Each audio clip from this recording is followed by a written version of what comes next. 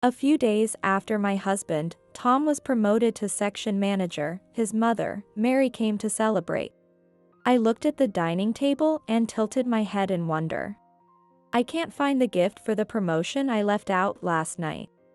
Hey, do you know where's the package I left on the dining table last night? I asked Tom when he came back to the living room, and he flashed a mean smile.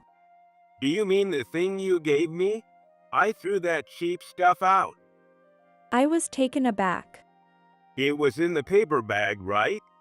The custom-made dress shirt with my name on it were too tacky to wear. I smiled thinly. I see. So this is what he always thought. For every birthday or anniversary, I went to the department store, picked out stylish socks or handkerchiefs, and gave them to him. But Tom always took them with a sense of entitlement, and never thanks me. Too bad. The gift in the paper bag was not from me. I'm actually looking forward to what kind of showdown this will turn into. It's time for him to pay up for all the times he's belittled me. I'm Laura, a 38-year-old housewife. 2 years ago, I married Tom, and since then, I've been working part-time. Tom and I met through the introduction of our respective bosses while he was working at the parent company of my workplace. As all our friends and colleagues started getting married one after the other, I was feeling quite rushed, so I was thankful to my boss for introducing me to such a wonderful person. Tom's confident and his cheerful personality drew me in, and I had no doubts that I could build a wonderful home with him, so I happily accepted his proposal a year later. Little did I know that I would regret it in less than 6 months. As soon as we got married, Tom revealed his arrogant true nature. The first sign of trouble was right when he made a grumpy remark after our honeymoon. How long are you going to keep working? What do you mean? We can live on my salary. Quit your job, will you?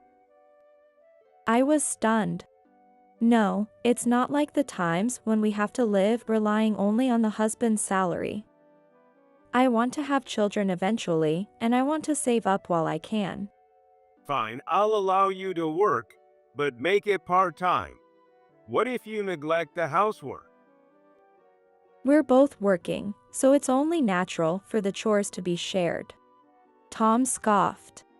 Come on, Laura, you earn less than I do, and you're telling me what to do? That's ridiculous. My mom always kept the house spotless and dedicated herself to my dad, who has passed away. Well, that's only natural for a wife, I guess. I don't mind taking out the trash. Tom's mother, Mary, was a stay-at-home mom, and it seems his father was a dominant husband. It's troublesome to be demanded to act that way in this day and age. Arguing seemed pointless, so I just sighed and ended the conversation. First, I asked my workplace if I could switch from a full-time employee to a part-time position that finishes at 3 p.m. I thought that after several discussions, they would understand, but I was soon disheartened. Tom just wouldn't listen, and his disdainful attitude towards me only got worse. What really exasperated me was his fussiness about our daily meal menus. Despite being completely incapable of cooking, Tom was picky about what he wanted. One holiday I was bedridden with a high fever, and he came to my bedside and said, Lunch isn't ready yet? Barely awake, I opened my eyes slightly and croaked out, Sorry. I don't think I can manage to get up and cook. I am good with anything like something simple like pasta. How is pasta simple? I wanted to argue back, but I didn't have the energy and weakly replied, Just have some instant curry or noodle then. What? You can't even prepare lunch? That's a fail as a wife. Take care of yourself properly. Tom didn't show any concern for me and just ate his instant noodles with displeasure. I had no choice but to heat up some ready-made rice in the microwave for myself. A month later, he caught a cold and made a huge fuss, claiming, I caught this from Laura, and forced me to cook for him and nurse him all night. When I refused because I had work the next day, he glared at me furiously. You're so cold as a wife. Don't you care a little more about your husband? I'm going through a tough time here. Worry about me more. Moreover, Tom also had me prepare lunch boxes because buying ready-made meals from the supermarket or eating out was too expensive for him. He never thanked me for any of it, just imposed strict rules. Tom insisted that I couldn't use leftovers or frozen food for meals as everything had to be homemade. For breakfast, I was ordered to serve healthy meals, mainly consisting of bread and vegetables. The specified menu included vegetable soup, egg dishes, fruits, toasts, and coffee. I was required to change the daily meal menus every day. Gradually, even during work, I couldn't stop thinking about the contents of the lunchbox and meal menus, and my spirits sank deeper and deeper. I thought about a divorce, although we got married recently, but I felt wrong for my boss who had introduced us. My father and mother had passed away, but it was hard to complain to friends, so I stewed in my frustrations alone. Despite everything, I kept trying to get along with Tom. On our anniversary, I made his favorite dish, gratin, and waited up late for him to come home. However, an unexpected business trip kept him away until the next day. In spite of the situation, I bought him stylish t-shirts from department stores on our special occasions. When I gave them to him, he showed no reaction and never wore them. Then, one day, Tom sent me a message with a photo attached during a work break. Order this product online. You get a discount as a member, right? Sure, but are you going to use it? It's a return gift for something I got from my coworker. I need to reciprocate, right?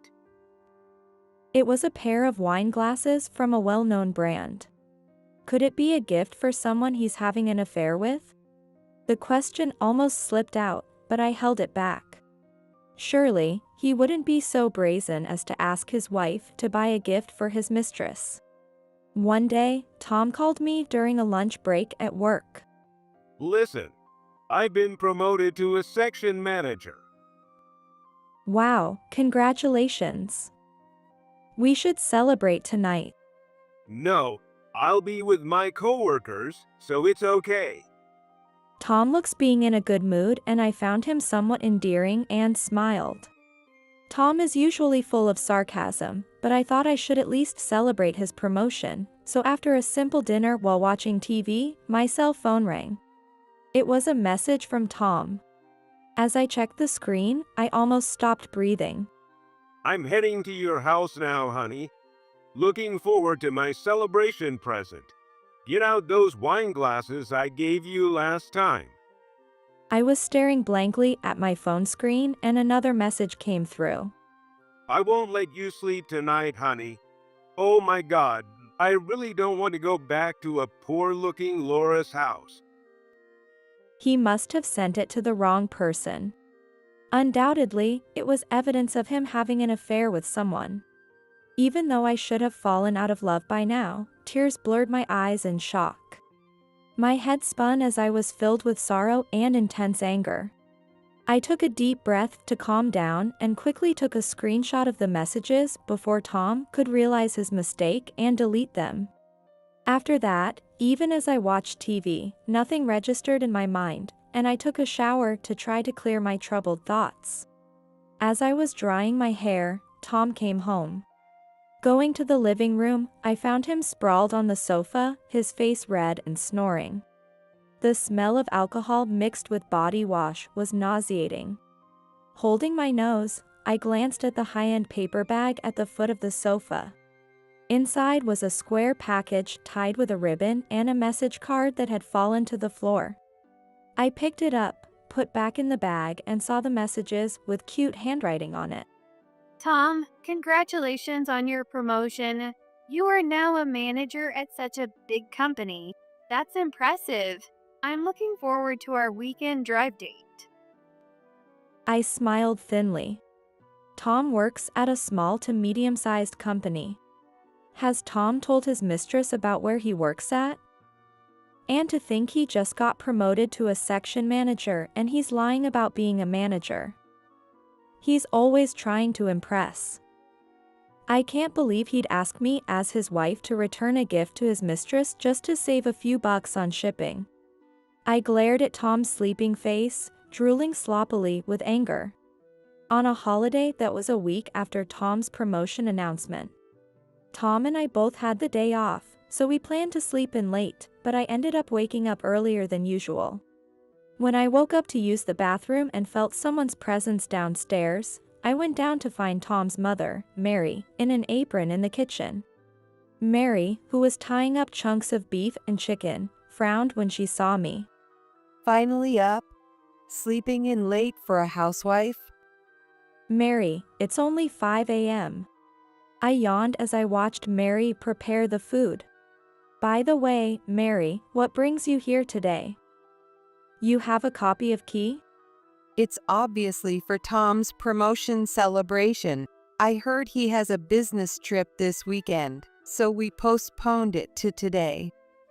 As Mary smiled broadly, I muttered to myself. It's not a business trip, but a weekend getaway with his mistress. And why is she cooking meat so early in the morning?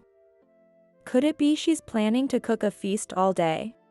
Despite my ominous feeling, I didn't ask any more questions, changed into my casual clothes, and started doing laundry. Weekends finally came and I wanted to sleep more, but it was going to be difficult to go back to bed now. After a while, the delicious smell of cooking meat wafted through the kitchen.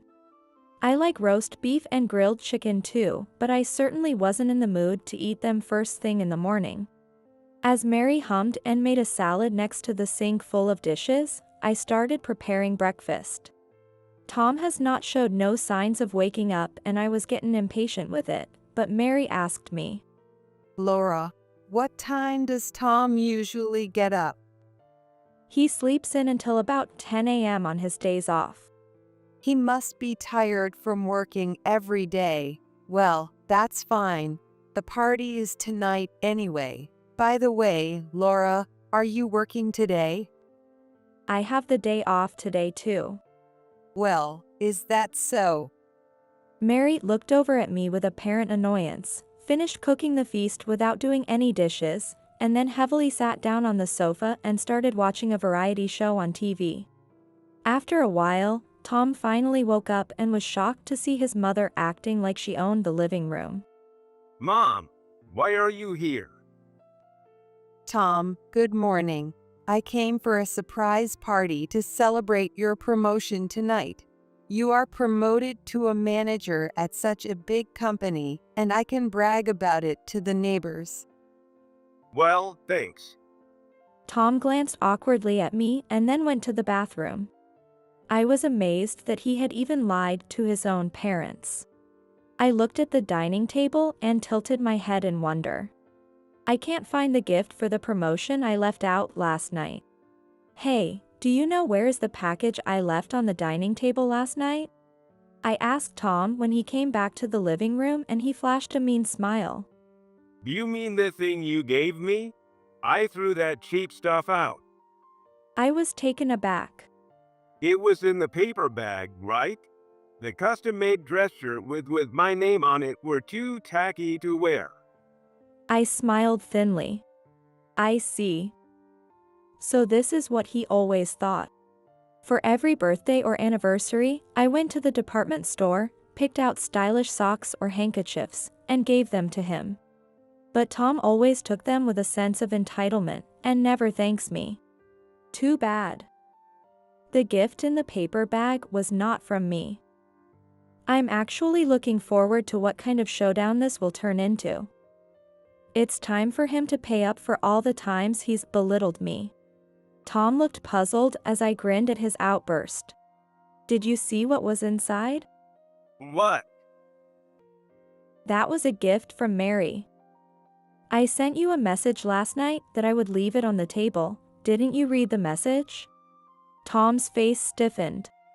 He hurriedly pulled out his phone, checked the messages, and his face turned pale. Mary was calmly munching on cookies on the sofa, crushing the cookie in her hand, but now she stood up slowly. I mentioned the other day that I would only bring food this year. From what I saw briefly, it was a really nice shirt. Oh no. You came home drunk last night and hardly looked at it? Tom opened and closed his mouth, looking at Mary. Mary, with anger in her eyes, smiled sweetly. I even attached a handwritten card. Tom, you just throw away gifts from others without a care. I'm disappointed. Sorry, I'll pick it up right now. Wait, where is it? Tom was rummaging through the kitchen trash when Mary's sharp voice rang out. I took it to the collection point earlier. Tom checked the wall clock and looked shocked. It was more than 30 minutes past the collection time. A trash pickup would have been done long ago. Tom rushed over to Mary and apologized. I'm sorry. I wouldn't have thrown it out if I knew it was from you. Even if it was from Laura, I think it's rather questionable to throw it away without even using it once. Mary scolded Tom in an indignant tone. She's the type to keep things like wedding gifts out of a sense of frugality. She probably couldn't stand the thought of gifts being discarded without being used. Tom looked very lost as he completely upset his mother. Tom and Mary are usually close, so he seemed unsure of what to do in situations like this. I couldn't pass up this opportunity. As Mary started preparing to leave with an obviously displeased expression, I spoke up loudly. Mary, it can't be helped. Tom seemed really busy last night. Actually, his overtime and business trips have increased suddenly over the past year, even though his salary has not changed.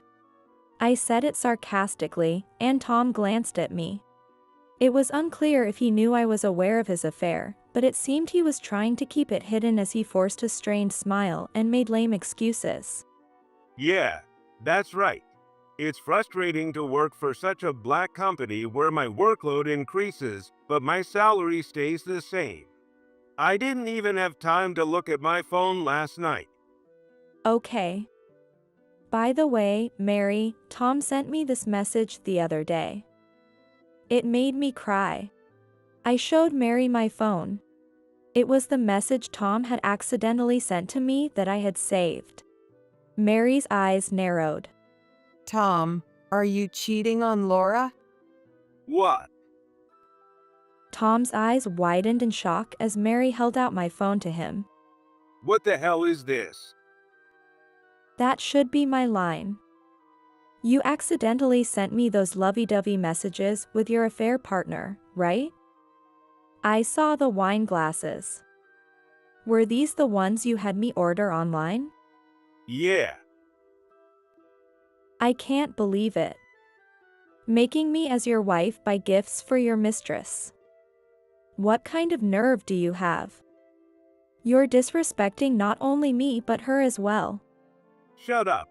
The shipping cost was $2.50. It's fine as long as she doesn't find out. I paid you for the items. Got a problem?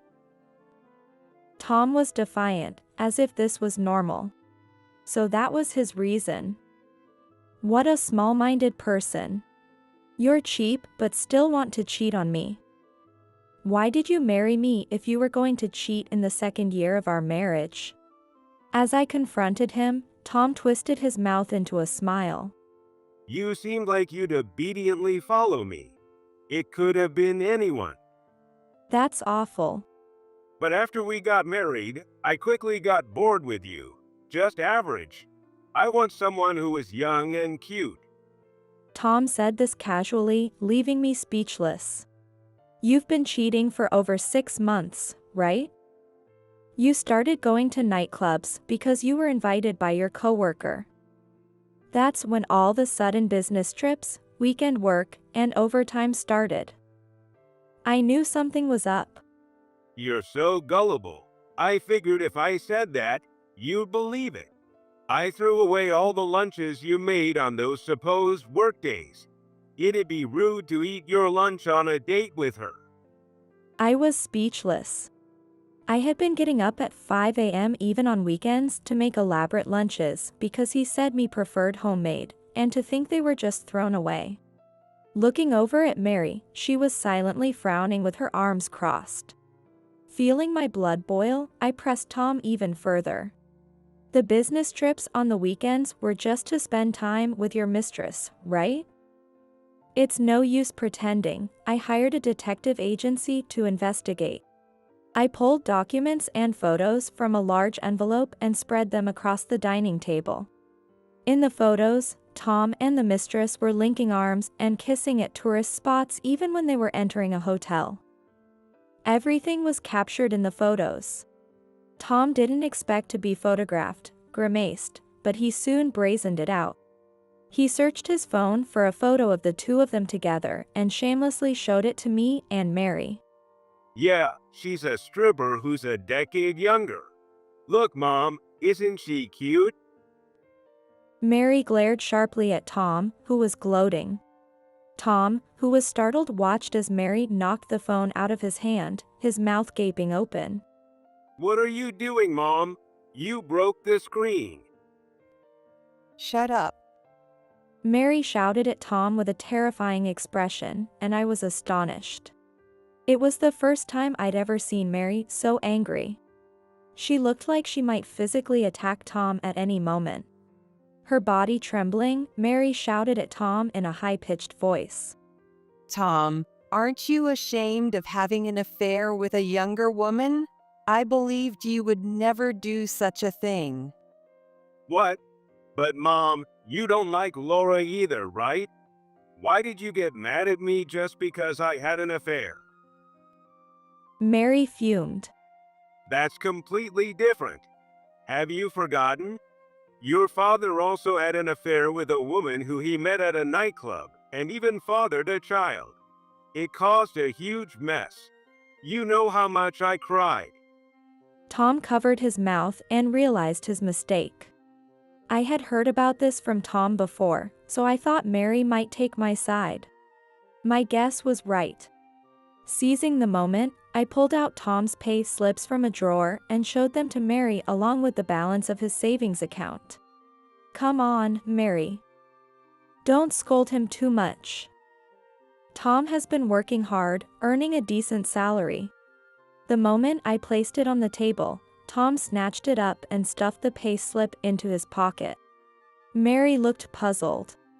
Wait, Tom, you are working at a major company, but your salary seems a bit low. What? No, he works at a small to medium-sized business. Mary blinked in surprise. What's that? Never heard of that company. Wait, when did you switch jobs? Tom awkwardly shifted his gaze away from the pressing Mary and explained. I quit the company I joined right after graduation after just a month. The pay was good, but the boss was too scary. Got yelled at just for oversleeping 3 times. That's okay, right? I'm working properly. That's right, Mary. He even got promoted to a section manager. I revealed this with a smile, and Tom glared at me. Hey, don't say unnecessary stuff. Wait, weren't you a manager? Well, I'll become one eventually. Tom said that while scratching his head and laughing, which made Mary explode in anger. Enough already. She slammed her fist on the table and raised her voice. Come on, Mom, don't be scary. No need to get mad. You cheat and lie, and you don't seem at all remorseful. What are you planning to do with your life, Tom? I'm not planning to do anything special. Tom, blinking rapidly, casually spoke to me. Laura, you're not thinking of divorcing over a little affair, right? Of course, I'll continue this relationship with her. I'll keep bringing my salary home. You couldn't live without me, right? I was beyond anger, just astounded by Tom's selfishness. Mary seemed just as speechless. If you don't want to get divorced, turn a blind eye to the affair and keep devoting yourself to me as you have been. I'm the one providing for you. Got it? As Tom crossed his arms and strutted about, I just sighed. I can't live with you anymore. Let's get a divorce. What? I can manage just fine without you. I spread out my online banking screen and pay slips on the dining table, showing my own accounts. Mary peered over curiously. Well, your monthly income is higher than Tom's, isn't it? Tom turned pale. No way. That can't be right. I made sure you switched to part-time so you'd earn less than me. Tom stared intently at my account and his voice was trembling. What's this $2,000 transfer? Are you doing something shady? With my free time, I started doing computer work from home. It's finally taken off, and I'm earning well. Combined with the part-time job, I make more than your monthly income, especially since your company is performing poorly and there's no bonus. I smiled icily at stunned Tom. That doesn't mean you should spend our money on your mistress, though. Looks like you've spent about $10,000, right? Come on, that should be forgivable. Think of it as payback for all I've done for you. Tom puffed out his chest arrogantly. It's weird to fuss over a single affair and petty to complain about a little money spent. If you make more than me, you don't even need to work, right? I'll quit my job, and you can handle work and the housework. Just like Mom did for Dad. Devote yourself more to me. Tom laughed heartily, but Mary gave him an icy glare. I can't deal with this anymore, Tom. I'm cutting ties with you as a son. What? Mom, why? Do you think I enjoyed devoting myself to your father? I'm done with you. Whether you get a divorce or continue your affairs, do as you please. Mary quickly packed her things and walked out the front door. With a dumbfounded look, I thrust the divorce papers at Tom. Don't mock me. Why should I have to live with you when I earn more than you? Expect a call from my lawyer tomorrow about the divorce proceedings, including the settlement for your verbal abuse and infidelity. Hey, don't go deciding things on your own. My things will stay here until the movers come to pick them up. If you throw anything away, I'll sue you. With that firm statement, I left the room. Hey, you're joking, right? Tom, with half smiled, was trying to stop me, but I silently turned my back on him and left the house. Tom was reluctant to agree to the divorce, but after being advised by his lawyer that a court case would cost him more, he reluctantly consented. Recordings of his verbal abuse on my phone served as evidence, and he was ordered to pay me compensation. Additionally, he had to reimburse over $10,000 spent from our joint savings, which apparently drained his savings. His divorce became known at his workplace because he wore his wrinkled shirts and suddenly stopped bringing lunches anymore. Moreover, a colleague who had gone to the nightclub with him blabbed about the divorce causes, exaggerating stories about Tom getting his mistress pregnant and being abusive to me, which spread through the office. The boss, who had even officiated our wedding, was furious at being embarrassed. For disrupting the company's morale, Tom's promotion was revoked, and he was transferred to a remote island. Tom is selling the house we lived in and will soon move to a remote area. According to the neighbors, Mary was fed up with Tom's dishonesty and truly cut ties with him. A friend who spotted Tom at the station recently was shocked by his pale, gaunt appearance. Having relied on me to do all the housework, Tom can't lean on his mother now, and I can imagine he's struggling mentally, sitting on pins and needles at work. The reasons for his transfer will probably reach his new subsidiary, and he'll likely be viewed with disdain. As for the mistress, she heard of his real workplace and job title from Tom's colleague, so she quickly dumped him. It is what goes around comes around. Now that I'm divorced and unburdened, and I've come to realize how much I've endured. Despite my efforts, I was never appreciated, always demanded to give more, treated like a servant. I used to think, it's shameful to divorce since we were introduced by my boss. It seems like I lack patience if I divorce quickly, or eventually our feelings will align. I had become accustomed to suppressing my own emotions. Returning to a single life, I'm relishing the fresh air for the first time in years. The urgency to get married, to have children, and the fear of facing old age alone have all lessened now that I've experienced a failed marriage. For now, I'm planning to steer clear of romantic relationships and enjoy my single life. I sold it for $200,000. I'm off to travel abroad with Mom. We won't be home Wednesday anyway, and there's no house. Don't bother coming back. When I returned to my parents' house, I called my husband, Tommy, who blurted out that he had sold our house. Wait a minute, what do you mean? Frantic, I got no explanation as Tommy hung up, and he wouldn't pick up my calls when I tried again. The next day, I discussed what to do next with my mom. Don't worry, I've got it handled. With those strong words, my mom flashed a sly grin, encouraging and puzzling me at the same time.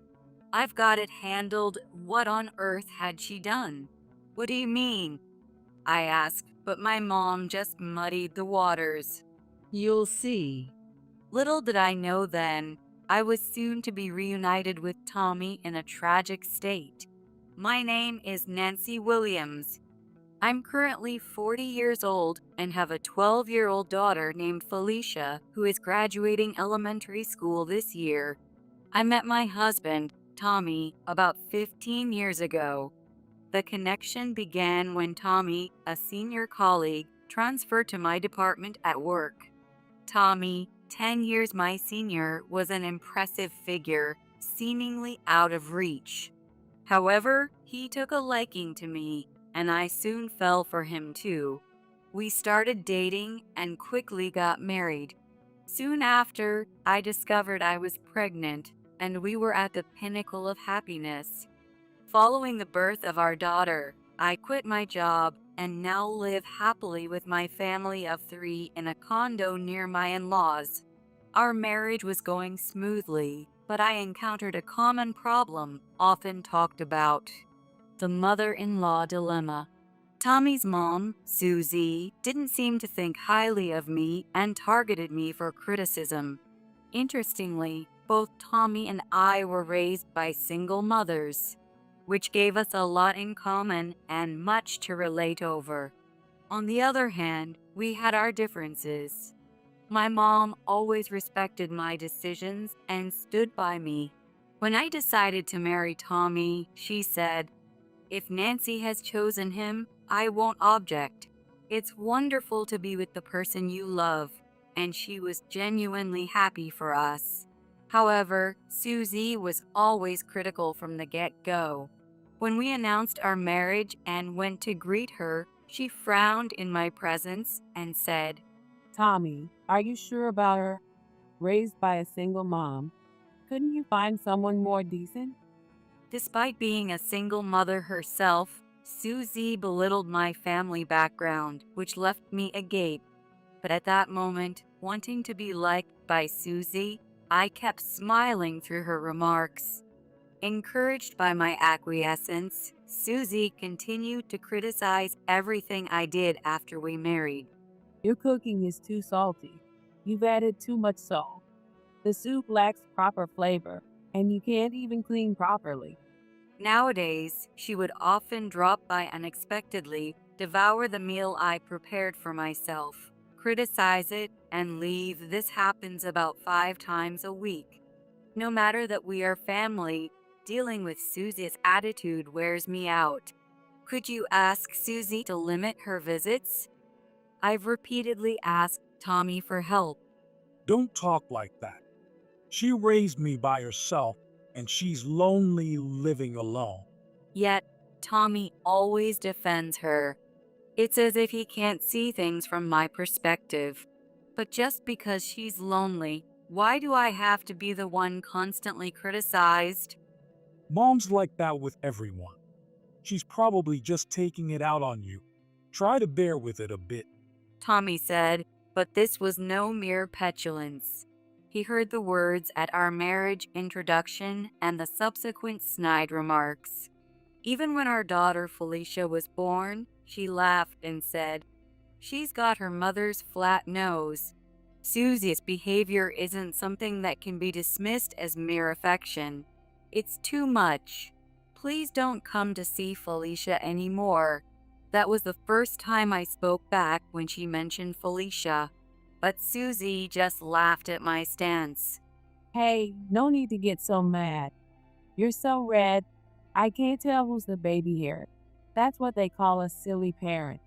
Tommy was there at the time, but Tommy just grinned stupidly, trying to keep Susie in a good mood without saying a word.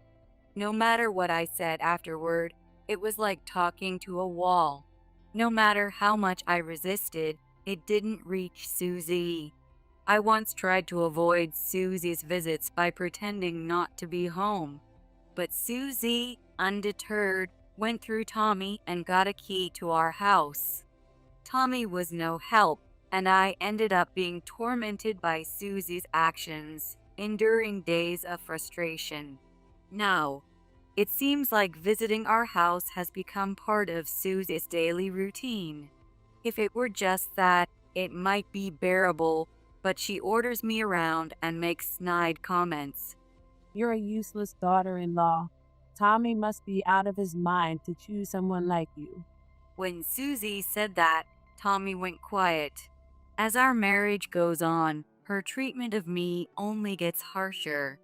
Furthermore, despite her initial opposition, she takes out her frustrations on Tommy for not doing exactly as she says.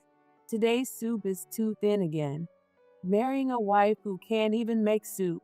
You're really a disgraced son, Tommy. Then don't come over if you don't like it. After all, this isn't Grandma's house. Felicia, who has never grown close to Susie, now talks back as she's older. Ah, not cute at all. You're just like your mom. You've been like her since you were born. Oh, really? I'm happy to be like Mom, though. Hearing Felicia talk back honestly feels refreshing, but because of Susie, who retorts like a child, the atmosphere at home is the worst. Eventually, Tommy started using work as an escape and stopped coming home. Then Susie would blame me for Tommy not returning. Unable to stand it any longer, I called Tommy after his work hours were over one day. "Susie's here again today. Please come home." I'm stuck at work today. Can't do it. "Then tell Susie to go home." Such conversations aren't new. I'm always sending SOS calls to Tommy. However, Tommy never takes my concerns about Susie seriously, and that day I was heading to his office while on the phone with him. It's just impossible. I'm working for all of us. Deal with your own mother-in-law. "Your mother, you mean? And by the way, I'm actually on my way to your company right now." Before I could finish, he hung up. I can't believe he just hung up. I was stunned and outraged by Tommy's attitude. But as if to add insult to injury, an even more unbelievable scene unfolded. Tommy. It was a young woman who had just left his office and was running towards Tommy. At the sight of the woman, Tommy's face broke into a disgustingly bright smile. At that moment, my heart sank into darkness. The two of them joined up, not noticing me, and began walking away as they chatted and laughed. Startled, I tried calling Tommy several times. However, Tommy glanced at his smartphone with a grimace and shoved it back into his pocket. Then they started walking towards a quieter area. While I had a bad feeling, I desperately wanted to believe Tommy, convincing myself he must be with a work colleague. Still, a 1% doubt prevented me from approaching them, and I ended up following them. Can't be. No way. I muttered to myself as I trailed them, but the outcome was grim. As expected, the two disappeared into a hotel district.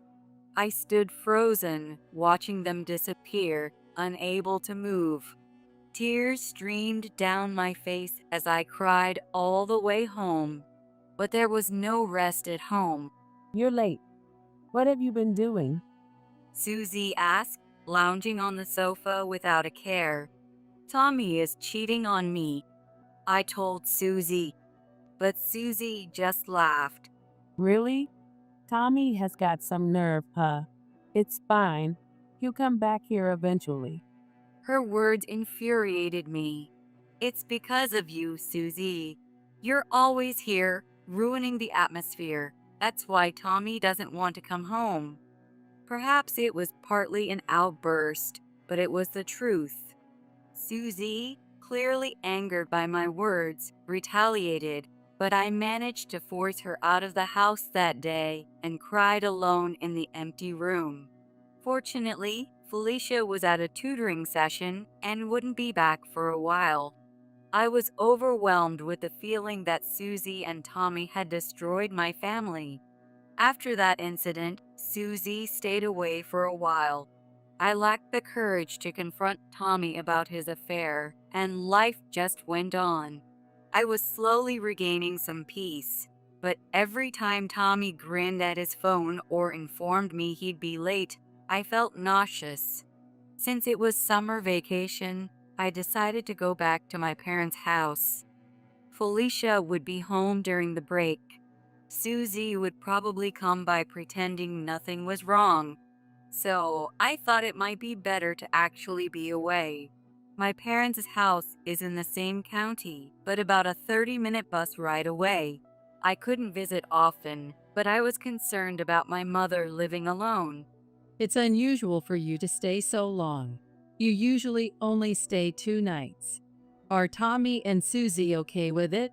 My mother knew nothing about our situation. She asked casually, but I stumbled over my words. What's wrong? My mother must have noticed something odd about me. She looked concerned and peered into my face. Unable to keep silent, I spilled everything about what Susie had said, how Tommy had not defended me, and about his current affair. I hadn't wanted to worry her, so I had told my mother that my relationship with Susie was good, which left her speechless, but she offered warm words of comfort. That's how it was. You can stay here until you feel settled. I spent about a week at my parents' house, and Felicia played a lot with my mom, seeming quite content. During that time, I heard nothing from Tommy. He must be getting along well with his affair partner. I didn't care about Tommy anymore, but I couldn't leave our house empty forever. So I thought about returning home and contacted Tommy. I'm thinking of coming back next Wednesday. Tommy, who answered the phone, didn't ask how I or Felicia were doing and casually responded to my statement. Oh, you were planning to come back? I couldn't hide my irritation at his tone and raised my voice. What do you mean? It sounds like you don't want me back. No, I didn't say that, but there's no house anymore. What? Tommy's words made me forget my anger momentarily as my thoughts froze. No house? What did he mean? As I puzzled over it, Tommy blithely continued. I sold it for $200,000. I'm going on a trip abroad with Mom, so I won't be here Wednesday anyway. There's no house. You don't need to come back. Wait a minute, what are you talking about? What I mean is, it's my house, and I can do what I want with it. Well, that's it. Tommy said this and then hung up the phone, and he wouldn't answer when I called back. The trip abroad with Susie sounded dubious, but the real issue was that he sold the house. If that was true, Susie must know about it. I called Susie to ask about the house and the trip in detail. A trip abroad? Oh, Tommy did mention something about that. Are you really going with him? It's not with his affair partner? I don't know. After all, you're the one who went back to your parents, leaving Tommy behind. And as for the house, it's your fault for leaving your home empty, being a housewife and all. Tommy said it, didn't he? That condo is Tommy's, so it's not your place to say anything.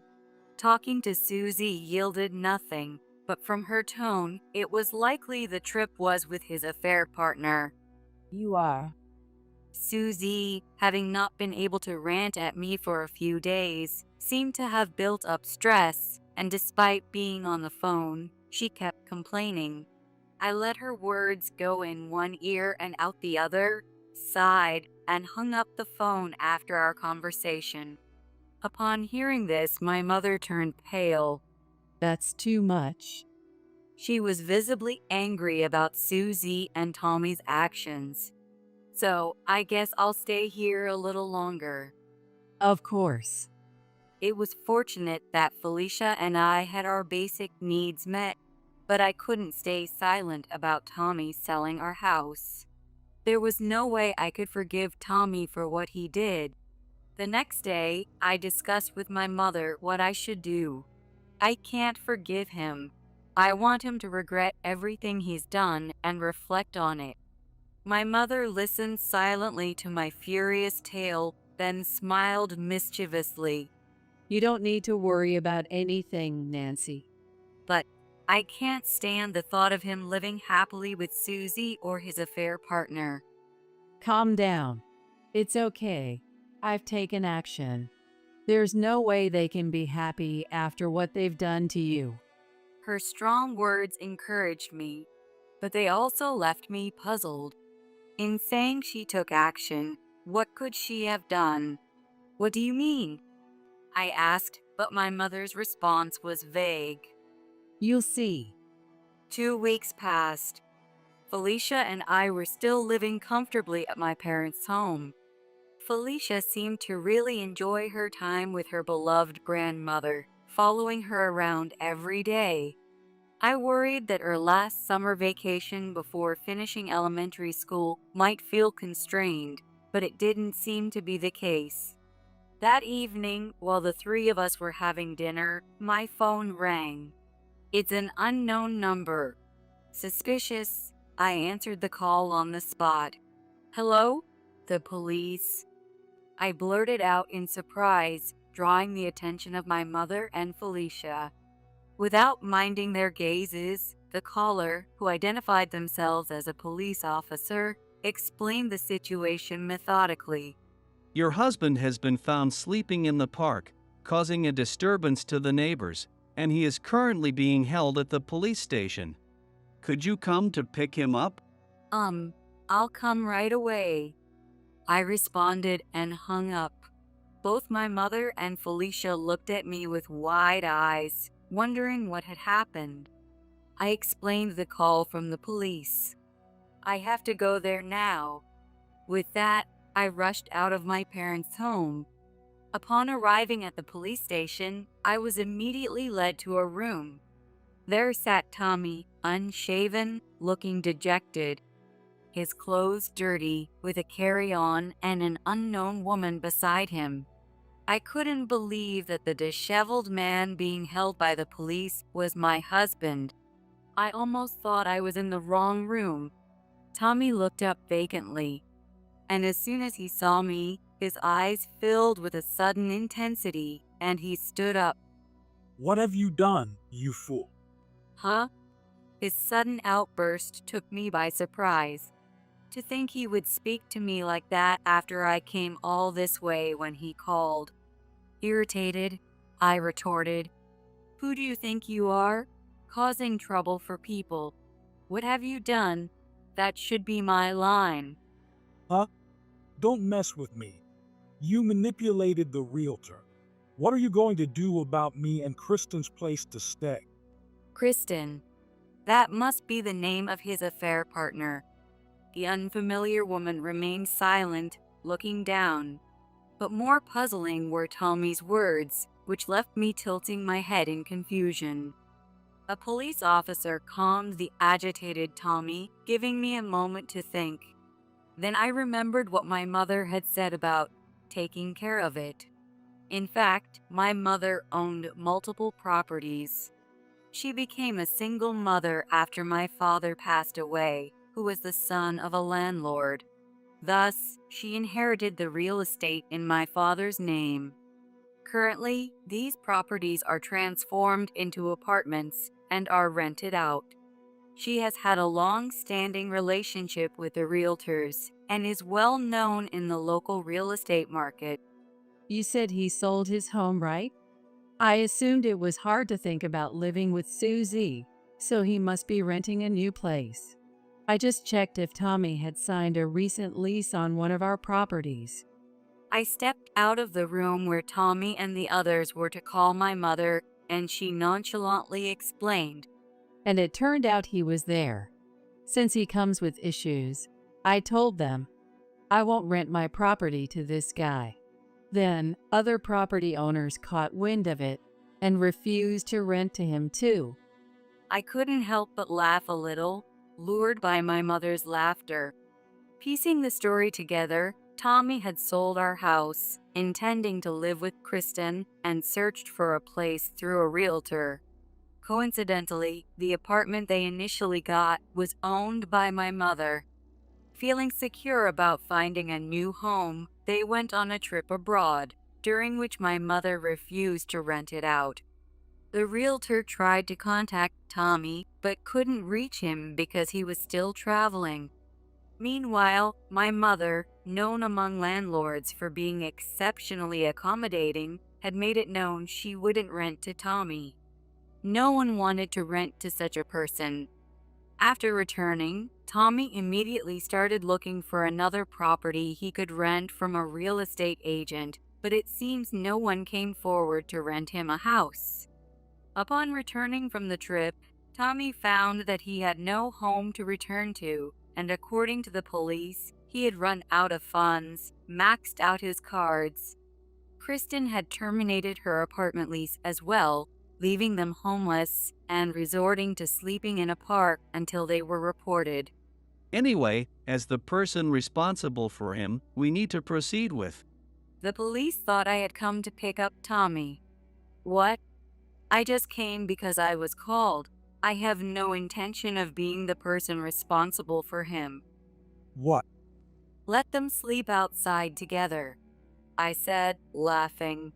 Presumptuously, Kristen, hoping I would take responsibility, looked up at me despairingly upon hearing my words.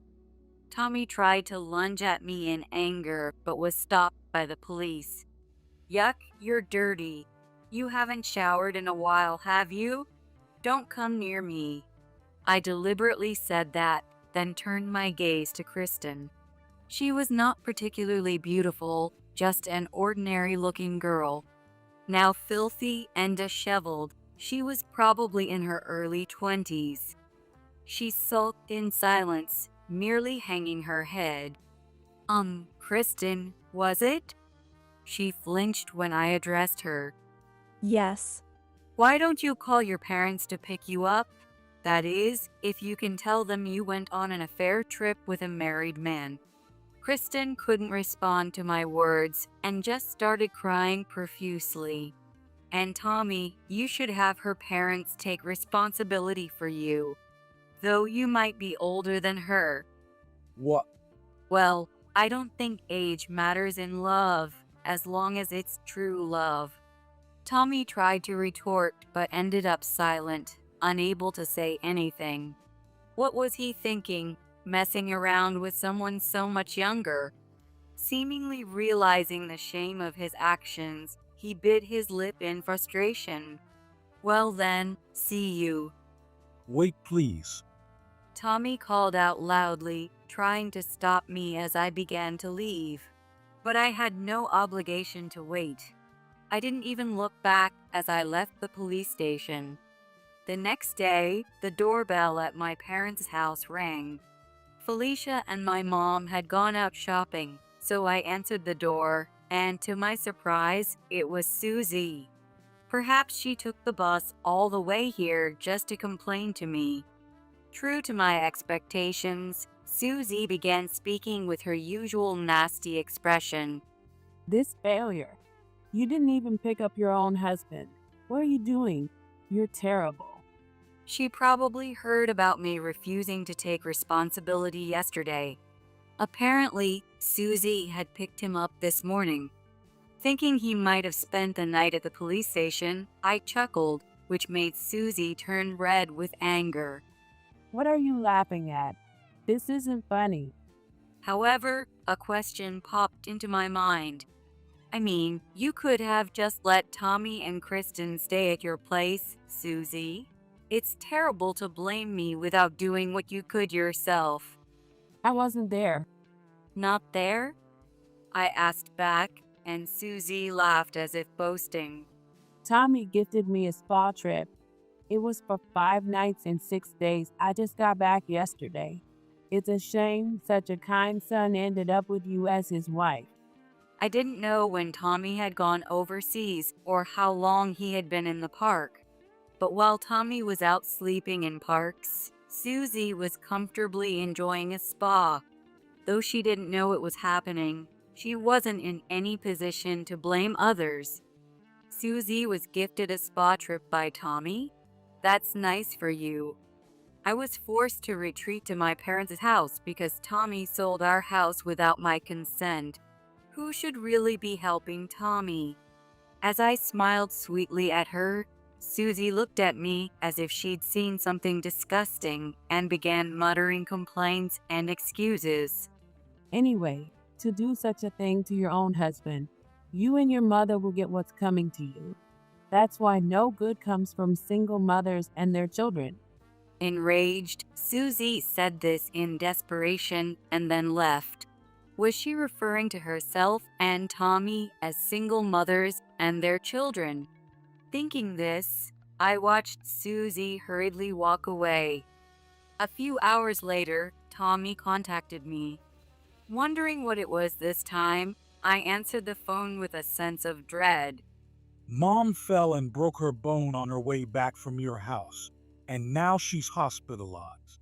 Tommy seemed quite panicked. She said we'd get our comeuppance and broke her bone on her way home. I couldn't help but burst out laughing. I've never seen such a perfect boomerang. What's so funny?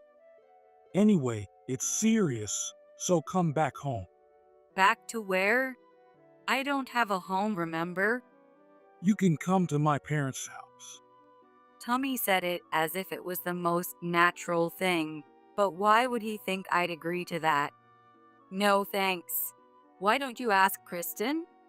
I told him, but Tommy's response was sluggish. Probably even Kristen had rejected him. Oh, so your beloved Kristen can't even take care of Susie for you? Well, it's Susie after all. No surprise there. Then you should take care of your mother yourself. On the other end of the phone, Tommy seemed utterly devastated. Don't say that. We're family, aren't we? Now he starts talking about family. Perhaps Kristen had dumped him. But that doesn't mean I'm obliged to help. I scoffed at his words and responded, I can't consider someone who wouldn't help me as family, so I won't help either. After that, I told Tommy I wanted a divorce. I thought the process would go smoothly, but surprisingly, Susie opposed our divorce. If marrying such a woman means breaking up with you, you're better. I won't allow a divorce. Just come back home and I'll forgive you. She must have been talking about Kristen. Susie had probably realized that Kristen wouldn't be able to fulfill her expectation of a daughter-in-law taking care of her in-laws. Of course, I had no intention of doing that either. And it turned out that Tommy really had broken up with Kristen, so Susie's worries were unfounded. Probably Tommy was the one who got dumped. Kristen must have realized she couldn't be happy with someone like Tommy. but I'm not about to let someone who went after my husband get off scot-free. Of course, I'm going to demand a hefty alimony. For the young Kristen, it would be a large amount, but I demanded $20,000. I can't pay that kind of money. We broke up, isn't that enough? I went to talk to her with a lawyer. She turned pale and whispered weakly. She seemed so timid, it made me wonder why she'd go after someone else's husband. But no matter her personality, I was not going to forgive Kristen. Being cheated on, I was so devastated I wished I could just disappear. But it wasn't just that. While you were having a great time with Tommy, I was suffering from the stress given by Tommy's mother. But You not only stole Tommy, but also our family time. I know Tommy is to blame, but if you had a bit more common sense and moral standards, this wouldn't have happened. Kristen was crying when she heard those words. However, her tears seemed less about remorse and more about her anxiety over what happens next. Indeed, she hadn't offered a sincere apology, just repeating, but, looking for a way out. It seems Kristen came from a rural area, and her father is known to be strict. With no home to return to, I think she should go back to the countryside and be reprimanded by her stern father. I've also demanded alimony from Tommy. First, as part of the property settlement, the money from the house sale is to be split. Out of the $200,000, $100,000 should be mine. Tommy's share is also $100,000, of which he has already squandered $20,000 on extravagant travel, leaving him with $80,000. I've decided to have him pay $30,000 as alimony and $50,000 as child support in a lump sum. I chose a lump sum payment for the child support because I wanted to limit any further interactions with Tommy. Tommy has apparently squandered his savings on Kristen, leaving him penniless. During our last conversation, Tommy apologized profusely to me. I'm really sorry. Let's start over. If that's not possible, at least forgive the alimony or reduce the child support. While he expresses his apologies, like Kristen, he seemed more self-pitying than remorseful, which made me sigh. Are you kidding? If you understood how much pain I went through, you wouldn't dare ask for alimony forgiveness. That's well. And Felicia is about to enter high school and college, and $50,000 is hardly enough. But I've already reduced the amount because you can't afford to pay more. You should be thankful for that. Tommy was speechless, finally understanding just how pathetic a father and husband he had been. Can I see Felicia anymore? As he spoke, tears messed up his face. You shouldn't. It's not for me to say, but Felicia doesn't want to. That's...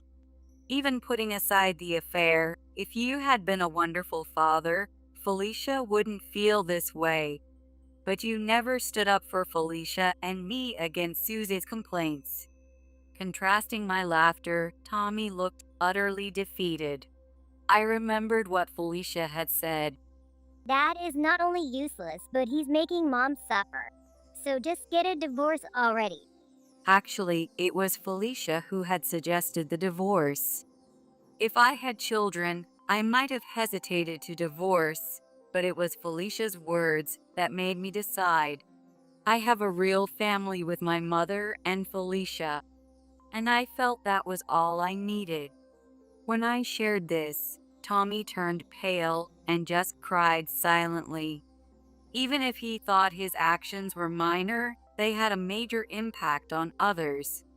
I hope he lives his life, never forgetting the pain he caused and reflecting on his actions. Tommy, having no money to rent a house, started living with Susie in his parents' house. Susie required care due to complications from her fracture, so Tommy worked reduced hours to care for her. Their income drastically decreased, and they had to live a poor life, needing a helper when Tommy was away. Originally, Susie tried to rely on me, and Tommy tried to push her onto me. He probably intended to make me take care of Susie as well. Fortunately, I managed to escape that situation. I imagine caring for Susie with her difficult personality is tough, but that's Tommy's responsibility. I don't know how many decades of caregiving lie ahead, but Tommy has no choice but to do his best. As for Kristen, after impulsively canceling her lease and being unable to pay alimony, she consulted her parents. I received an apology and alimony payment from Kristen's parents, and it seems she has returned to the countryside. Consequently, she resigned from her job.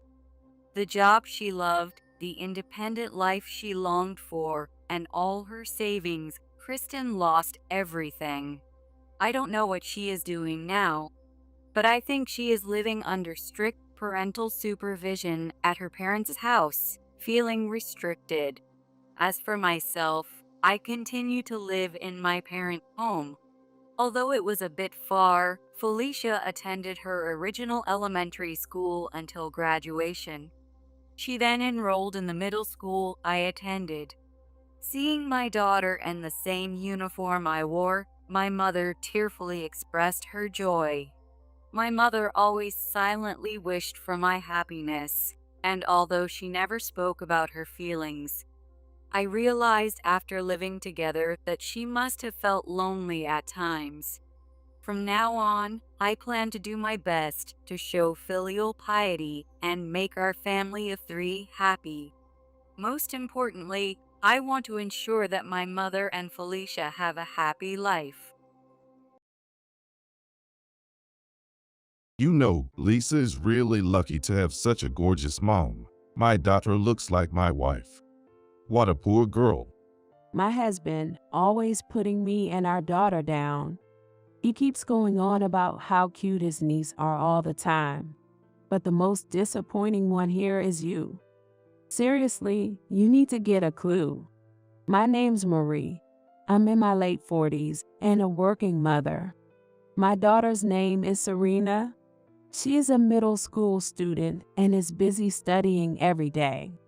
Scott, my husband, is a middle-aged office worker.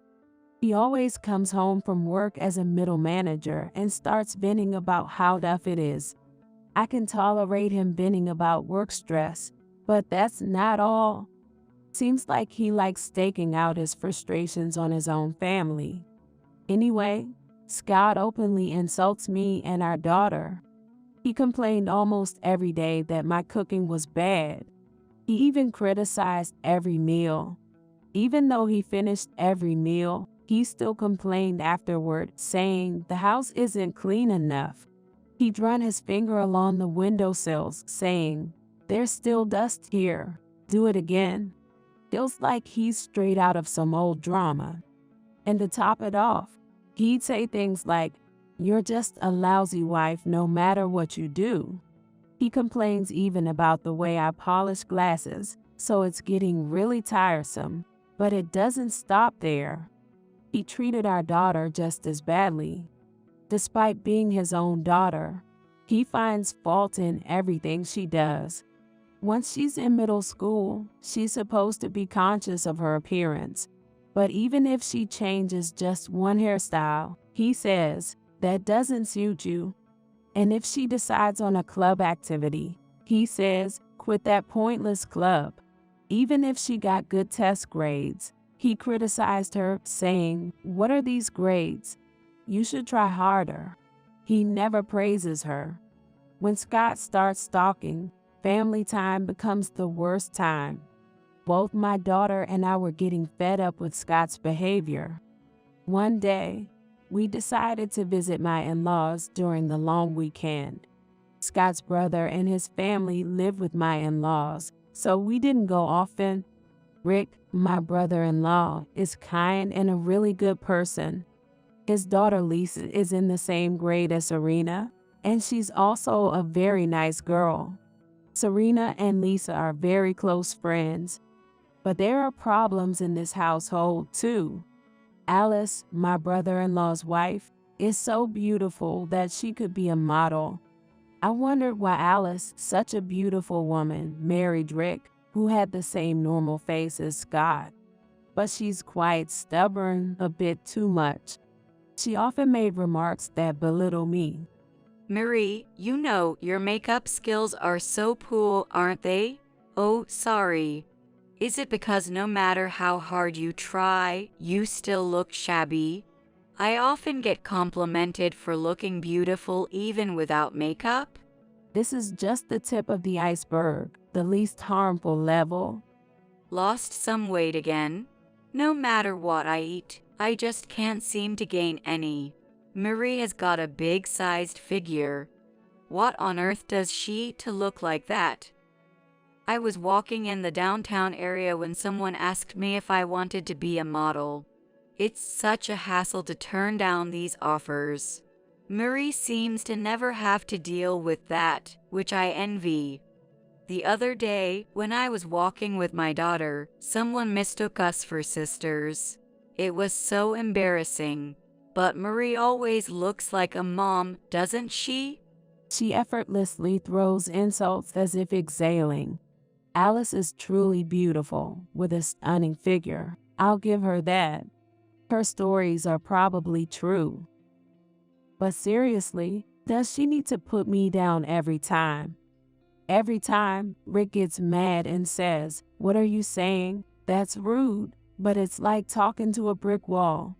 Alice giggled. "Well, because it's true." Well, I can tolerate that much, or even just laugh it off. But sometimes there's a chemical reaction. Mix it the wrong way, and Scott switch flips. Well, you know, Alice, my wife really lacks charm. You are old too. Your hair looks like a QR code. Alice's daughter, Lisa, also perfectly inherits Alice's genes and is quite a beauty. She's in the same grade as my daughter Serena, but she seems very mature, almost like a high school or college student. Stylish and beautiful, Serena really adores Lisa. While Lisa resembles Alice in appearance, fortunately, she takes after Rick in terms of personality. She is very kind and caring without looking down on anyone. My daughter always says with sparkling eyes, being beautiful with a good personality is the ultimate power. Her favorite cousin was also her dream. Thanks to that, Serena has become quite refined. Though she doesn't wear makeup, she's become stylish enough with her hair and attire without violating school rules. She spends at least 30 minutes in front of the mirror before heading to school. That stopped her from sleeping in. My in-laws are good people, and going to their house where my in-laws, Rick and Lisa, live is not unpleasant. However, Alice and my husband's attitude alone bothers me. Neither Rick nor I can get through to them. I wonder if there's a good way to reform these two with sharp tongues. Before I could come up with any good ideas, this visit to my in-laws happened. Oh, Marie, you seem to have aged again. You have more wrinkles than I do. If we walk together, people might think I'm younger than you. Within 3 minutes of opening the door to my in-laws' house, Alice fired off her first self-aggrandizing and disparaging remark towards me. It looks like this visit will be a dreary one again. Marie, are you taking care of your skin properly? Don't be stingy with moisturizer. When I went to the cosmetics counter, the clerk said that I had perfect skin. Well, is it going to be like this again today? I'm starting to feel fed up. I shifted my attention to my daughter. Serena and Lisa were studying together, spreading their reference books. They won't be able to see each other when they get busy with studies and club activities. Since we'll probably skip both summer vacation and Christmas holidays, they will see each other next time when they're high school students. Understanding this, Serena decided to come with me today. Without being too intrusive, I peeked at their notebooks, revealing an array of incomprehensible numbers. I managed to teach them until they were in elementary school, but the study of middle school was beyond my understanding. Did I really study this stuff? It's like a whole different world. It seems Serena is teaching Lisa. Come to think of it, my daughter was good at math. As I watched, Lisa, with her cute, sparkling eyes, looked at Serena. Wow, Serena's way of teaching is so easy to understand. I'm not good at math, but it's probably the first time I've really understood it. Serena's better at teaching than the teacher. Raised by her favorite person, Serena didn't seem entirely displeased. Blushing with happiness, she replied, "It's nothing like that." But someone wasn't amused. Then Alice stepped in. Well, it's no surprise that a plain-looking girl is good at plain old studying. There was one person who nodded at the words. Unfortunately, that included my husband. Yeah, that's right. Serena may look unfortunate, but at least she's good at studying. You are hopeless. Yeah. Is Serena even related to Lisa? Well, Lisa's cuteness must come from me. It's impossible for you to have a cute child, considering your mother is not exactly a beauty. Hey, cut it out. Just as Scott and Alice were getting carried away, Rick showed up. Despite his angry face, Scott and Alice were unfazed. In fact, Scott casually took out his wallet and handed $50 to Lisa. Lisa is really beautiful, isn't she? She's definitely a winner in life. No doubt about it. Such a girl deserves a little pocket money from her uncle and Serena, who are modest and have a good personality. Why don't you make a little effort to dress up instead of just studying all the time? Well, I guess it's impossible considering your origins. After all, your mother has also made futile efforts. Serena's eyes welled up with tears as her aunt and father said terribly harsh things to her. However, Scott continued to repeatedly exclaim, "Lisa is adorable," without paying any attention to that. Lisa is really lucky to have a beautiful mother. Serena, having a mother like that must be the worst. Lisa is as happy as Alice. Serena ended up like Marie. What a poor girl. Stop it, Dad. Serena's eyes pleaded. Unable to voice her thoughts, Serena's tear-filled eyes sent out an SOS. But Scott continued to ignore it, continuing to praise Lisa and belittle Serena along with Alice. That's enough. At that moment, I unexpectedly raised my voice loudly. Having reached the limit of tolerating Serena's tears, I silently took Serena's hand and left the in-law's house. I'm so angry. I'm boiling with rage. I won't forgive them absolutely.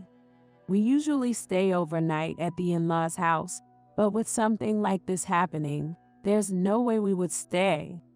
As soon as we got home, there were consecutive calls from my mother-in-law, Adele, and Rick. The two of them kept apologizing profusely. But it's not the fault of the in-laws or Rick. The in-laws seemed hesitant to say anything directly to Alice's face, but it looked like they were saying something to their own son, Scott, probably giving him a lecture. Yet, Scott just grinned away. While Alice is certainly infuriating, I think that's something Rick should handle. But Scott is different. Without even bothering to chase after us when we returned home, he just stayed overnight at his parents' house. Serena and I talked it over and made a decision. The night after the incident at the in-laws, Scott finally came back. "I'm home," he said casually, walking into the house. Of course, I didn't say welcome back. Silence was my response. As expected, Scott was grinning. With that grin still on his face, he peeked into the living room and glanced around. Is Serena in her room? Serena isn't here, I replied, then checked the clock and frowned. She's still not back. It's already 10 at night. Even if she had tutoring, it's too late. In response to Scott's words, I deliberately let out a loud sigh and stood up from the sofa. While heading towards the fridge, I told Scott, she's not here anymore. What? Scott tilted his head, unable to understand what I was saying. While confirming that in the corner of my vision, I opened a can of beer. A crisp sound echoed through the room as I popped it open. What do you mean she's not here? Did she go to a friend's house to sleep over? It means exactly what it sounds like. She's no longer in this house. What do you mean? I have no idea what you're talking about. She said she doesn't need a despicable father like you and left. Left to where? Well, I wouldn't know about that. Why are you so calm about this? And you call yourself a mother? Unfortunately, I am a pity mother. You've got to be kidding me. Who would take that seriously? I'm telling you, it's not a joke. Unable to contain myself, I slammed the can down into the sink. A loud, dull sound echoed. I glared at Scott. Jokes are supposed to be funny for everyone. What? Seriously, Madover? Your jokes aren't funny at all. You and Alice might have been laughing, but no one else was. How is that a joke when not a single other person found it amusing? That's because you and Making your daughter cry with your so-called jokes. What kind of joke is that? I just thought, she might get motivated from it. No child would ever be motivated by that. But, I mean. Shut up. Your actions have been more than enough for our daughter to abandon you. Abandon me. Serena abandoned me. That's why she ran away from home, isn't it? Is that so? Doesn't he understand that if he doesn't stop here, he'll do something irreversible? It's pathetic. With a pale face, Scott grabbed my arm, but I coldly brushed him off. What should I do? How should I know? Do you think she'll forgive me if I apologize? After all the things you've done to Serena over the past dozen years, it won't be that easy. My words seemed to strike a chord with him. Scott was speechless, and then, I'll go look for her outside, he said and rushed out. He does worry when his daughter goes missing. How disappointing after saying it was useless and no good. But it's too late now. After seeing Scott off, I returned to the room and picked up my bag. It was so heavy it seemed like I was going on a trip, even though I sent most of them by parcel delivery during the day. I only kept what seemed immediately necessary at hand, but it's still quite a lot. I lifted the bag with a grunt and left the house. Confirming that Scott wasn't around, I stepped out onto the main street and hailed a taxi. The destination was, What's going on? Why isn't your luggage here? the first thing Scott said when he called. His voice was loud enough to be heard even with the phone far from my ear. After letting Scott's voice fade away, I put the phone back to my ear and said, well, since I moved them out, obviously they're not here.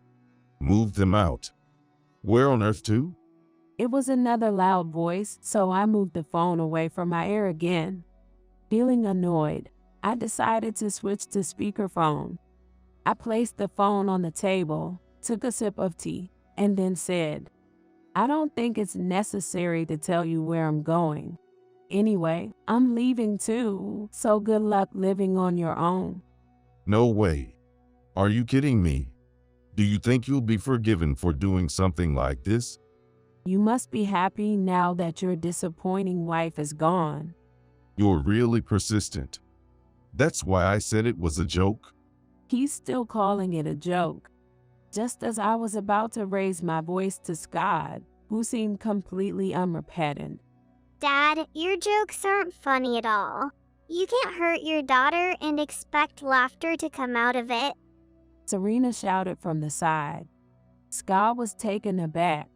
In a panicked voice, he yelled, "Serena, wait, are you with Mom?" Yeah, Mom and I are at Grandpa and Grandma's house. Grandpa and Grandma. Wait, at Marie's parents' house? Yes, that's exactly it. Serena and I are at my parents' house in the neighboring ward. Got it. I'll come pick you up now. Let's all talk together then, Scott said and hung up the phone. Fine by me, but I wonder if he's prepared to have a discussion. I turned around and thought so. After about 10 minutes, Scott arrived by car, and he was speechless. Why is everyone gathered here? It's no wonder Scott was surprised. After all, at my parents' house, not only my parents, but also my in-laws, Rick, and even Alice and Lisa were present. It's not often that we all gather together outside of major events like weddings or funerals. Seeing this unusual gathering, Scott was left speechless. With a smile, I gestured for him to sit down. Well, take a seat over here.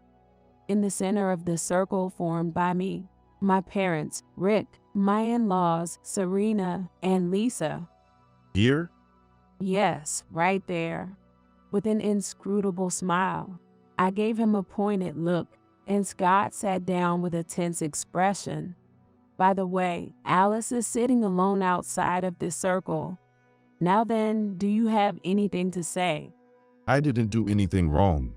Is that all you have to say? Making jokes like that? As I pinched his cheek lightly, he winced. Ouch. Rubbing his reddened cheek, Scott spoke up.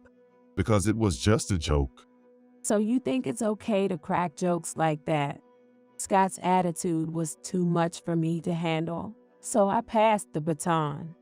Then my parents chimed in. Scott, what do you think a family is?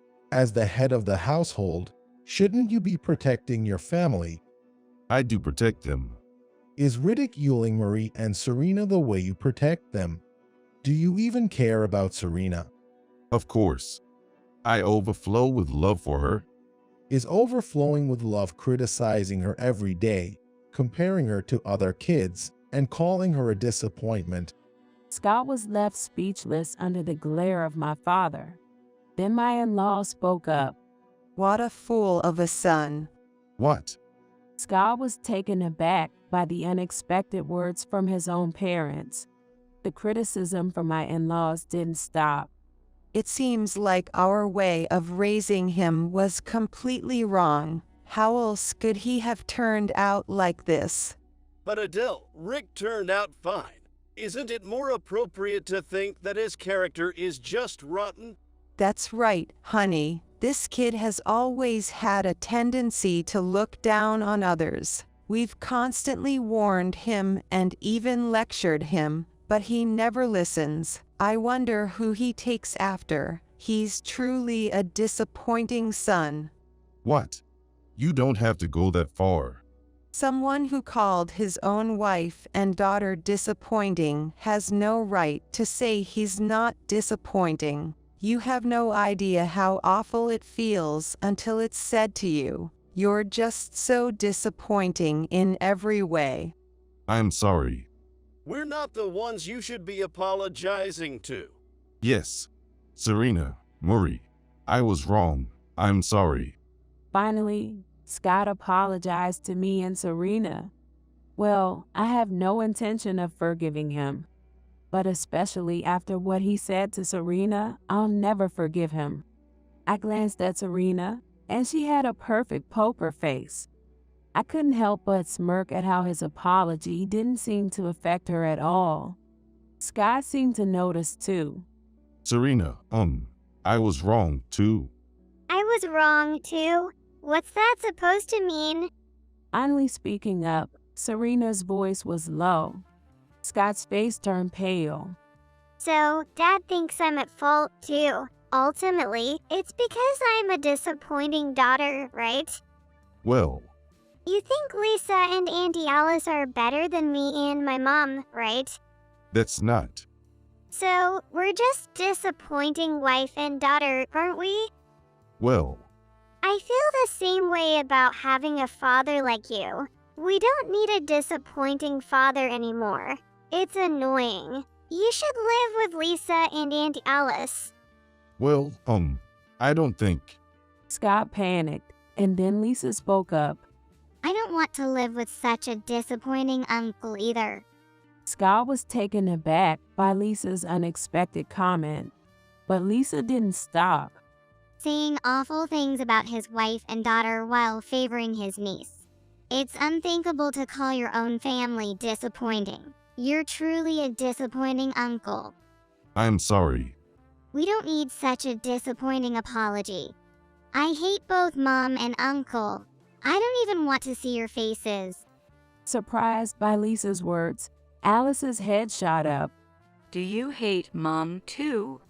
Mom, you always make excuses and refuse to admit your mistakes when Dad lectures you. You don't seem to think you're at fault at all. Both you and Uncle are the worst for speaking ill of others. Do you really think you're such good people that you can criticize others? It's not just about being spiritually poor. In my opinion, both of you are the lowest of the low, the worst, and beyond disappointing. Alice slumped at those words. And Scott, too, dropped his shoulders when Serena said, I hate Dad, too. Well, that's all. I said as a conclusion. Serena and I will continue living at our parents' house. It seems we don't have to transfer schools, and it's convenient to take the bus. So there's no problem. You're not coming back until high school? Not until high school starts. Are you getting a divorce? Who knows? It's up to you from now on. Being abandoned by the family was probably not something Scott had anticipated. Scott hung his head, his face pale with shock. Later, Rick apparently gave Alice a stern talking to.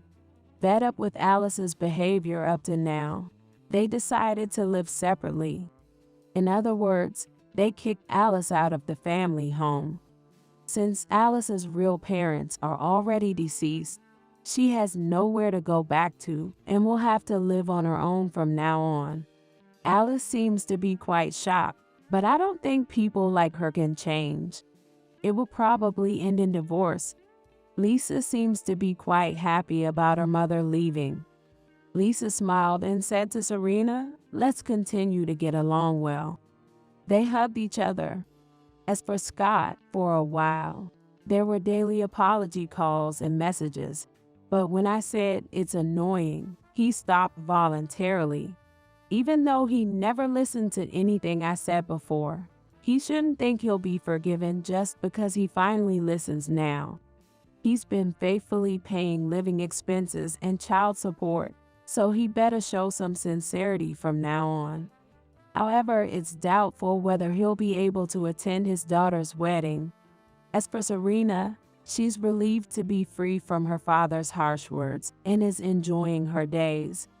I'm happy to see her smile more often. My work is going well and I am living a fulfilling life. It looks like I won't need Scott's support for my living expenses from now on. I smirk when I think about the future. I was in the midst of preparing to move, as our brand new house had just been completed. It was on a day when I got off work early, so I decided to stop by the new place before heading home. To my surprise, I found my unemployed husband, who was supposed to be out job hunting, in the throes of an affair with another woman. How about kicking her out and living here together? Really? I'm so happy. But how do you plan to kick out your wife? I was dumbstruck by the turn of events. However, I wasn't about to let things go their way. I switched gears and called over my husband's relatives. This is the new house. I introduced them to the scene where my husband was caught in a semi-nude embrace with his mistress, both frozen as they saw us. My father-in-law was furious. After a chase ensued with my husband trying to escape, he took an unbelievable action, leading to an unexpected conclusion. Ever since I was young, owning my dream home was my goal. I started saving from my part-time job earnings during my student days, working tirelessly to make this dream a reality. Even after landing a job post-college, I was all about work, putting romance on the back burner. Around the time I turned 30, I met my husband, who also dreamed of owning our own home. We hit it off and agreeing if we work together, we can make our dream come true sooner. We dated for about a year before getting married. Initially, we lived in a rented apartment, but after 5 years, the time to realize our dream had finally arrived. As I grew older, my vague childhood dream of homeownership developed into a vision with specific ideals. My grandparents and parents had always lived in rentals. While it wasn't too inconvenient, the need for permission for everything was a hassle. My parents seemed okay with it, saying, "Home is where you make it," but the longer I lived in rentals, the more I wanted to improve things. I became convinced that owning a home was the only way to have the freedom to renovate as I wished. When I shared these thoughts and preferences with the home builder, they suggested, "Wouldn't you prefer to have someone from your own generation, perhaps a woman, as your contact?" And that's how we were introduced to our current representative. She was beautiful, even in my eyes, but humble and a great listener, answering my questions clearly and precisely. I felt very comfortable and trusted her completely. However, my husband often praised her excessively, to the point where it was off-putting. My suspicion towards his behavior grew as his praises became more frequent. The woman, however, seemed to tactfully ignore my husband's over-the-top compliments, which made me feel almost guilty. Ultimately, incorporating all our ideals led to significantly exceeding our initial budget. The monthly mortgage payments were going to be high. While compromising was an option, I thought it better to earn more rather than settle and later regret. I earned more than my husband, and most of our ideals were mine, so I decided to bear the extra costs, especially since a promotion was on the horizon, ensuring an increase in my income. Given the promotion was on the table, it was a sure thing that my income would increase. I didn't mind going over budget and asked them to proceed as planned. When we decided to get married, we discussed and set our priorities as a couple. Top of the list was owning our dream home. We agreed to compromise as little as possible to get a house close to both our ideals. We both wanted to work until the mortgage was fully paid off. And as for kids, which naturally becomes a topic of concern once you tie the knot, we decided to discuss it if either of us felt the desire for them. Essentially, we were open to a child-free marriage. That's why I didn't mind allocating most of our earnings towards our home. However, the rules we set would eventually break down. After my promotion was confirmed, I threw myself into work even more. I had fewer days off due to handing over responsibilities to my subordinates, and sometimes even working on weekends to keep up.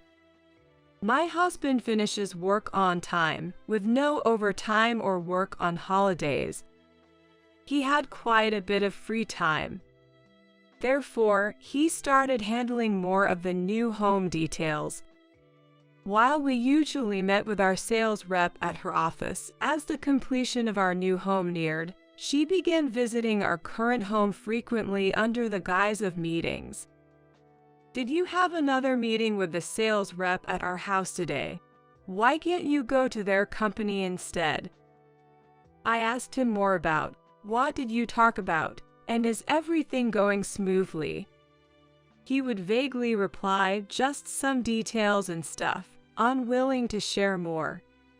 I wanted to ask my husband, what do you mean by various things? Tell me about these various things. But since I had been too busy and had left everything about our new home to him, I felt a sense of guilt for leaving it all up to him and couldn't pursue the matter deeply. The reason was, he said, if you're that concerned, then you take responsibility. If he had just left it at that, it would have been over. However, as I kept silent out of fear, eventually, an unexpected situation occurred. Without consulting me, my husband quit his job. One day, when the completion of our dream home was just around the corner, I asked my husband, he was still lounging around at home when it was time for me to leave for work, "Are you sure you're okay with the time?" Work. I quit. It's inconvenient to commute from our new place, and with your salary increase, we can manage for now, right? He didn't even seem to feel guilty, insisting he was right with a smirk on his face. Inconvenient to commute? We thoroughly considered that when choosing the location. Remember, you were the one who said it was fine that only local trains stopped there and that a bit of a walk to the station was good for our health. When he responded with, "Did I say that?" I snapped and yelled back, "Enough already." We had gone over budget, counting on his income as well. After all, we were supposed to work together to afford our dream home. Why has it suddenly become just my income? Even if you decided to quit, I wish you had talked to me about it first. After I had finished saying everything I wanted to say, driven by my emotions, my husband asked, "Is it really something to get so angry about?" showing that he completely failed to grasp the seriousness of the matter.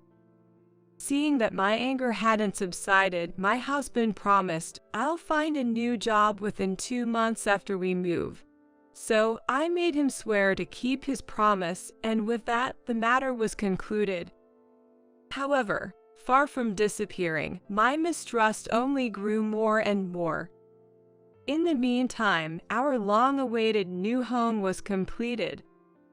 I had a penchant for custom-made and imported furniture, so we decided to move in only after everything was set up.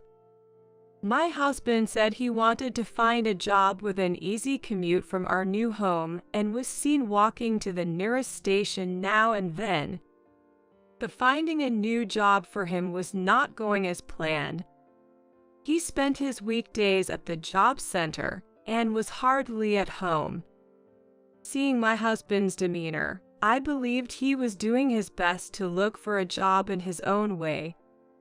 Rather than pushing him into a short-lived job, I figured it would be better to aim for a position where he could work until retirement. I decided to be a bit more patient and see how things would pan out, keeping the promise in mind. On one of those days, as usual, I found myself having to work on what was supposed to be my day off. As I was hurriedly getting ready, my husband said, "I'll take care of the chores." Grateful, I thanked him and left for work.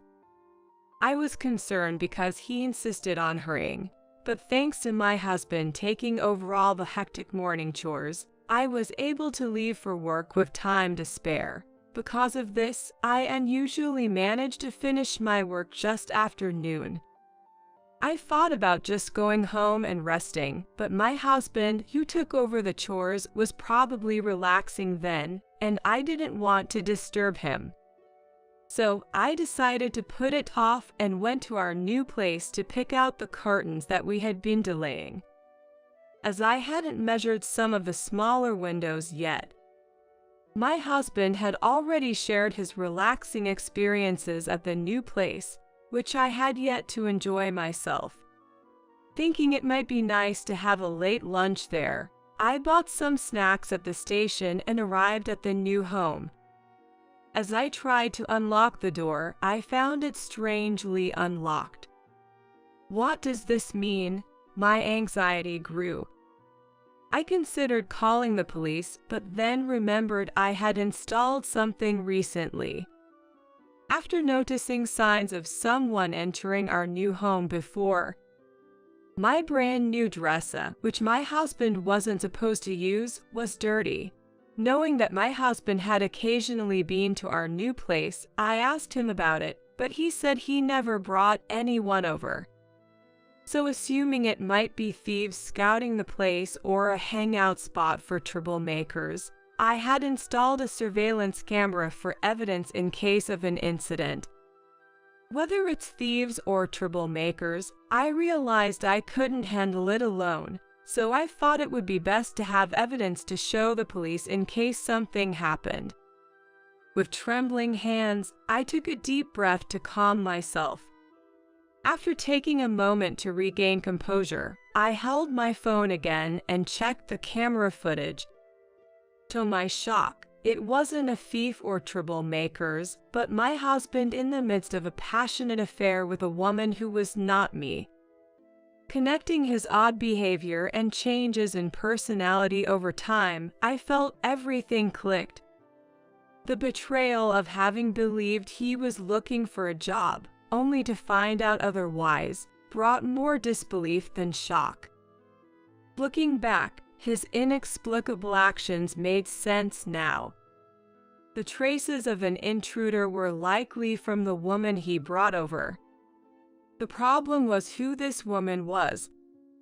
Considering he abruptly quit his job, I suspected she might be a subordinate. Although her face was initially hidden from the camera, a change in their position eventually revealed her face briefly. Zooming in on her face for a better look, I recognized her as the saleswoman from the home builder. The betrayal hit me hard. I had empathized with and trusted her work ethic. They both betrayed me. Did she betray me without hesitation, knowing that I trusted her as a saleswoman? Or had my husband persuaded her despite her reluctance? No, it could be the other way around. Could they have been smirking behind my back, thinking they had successfully deceived me? It's infuriating. As my shock gradually turned into anger, I saved the video. I decided to keep watching to see how far these two, convinced they had fooled me, would go. My husband was showing a side to this woman that he had never shown to me, completely engrossed in their act. I felt nothing but contempt for the sordid scene. The woman was loud, not holding back in the slightest. Once they seemed satisfied, my husband began to suggest, "Let's live together in this house." Hearing this, I wondered if he had already made arrangements to leave me. I was not about to let him get the upper hand. I would be the one to confront him with divorce. That right belonged to me. Convinced of this, I called my in-laws and rushed to the nearby home improvement store. I bought a bunch of tension rods and used them to block all the windows and doors on the first floor. I thought they would notice the sound when I set up the tension rods around the house, but it seems they got carried away while I was at the home center. The two of them, now even more caught up in their passionate affair than before, were completely oblivious to my presence and the noises from outside. Once I had finished securing the entrances with the tension rods, ensuring the two inside couldn't get out, my in-laws arrived.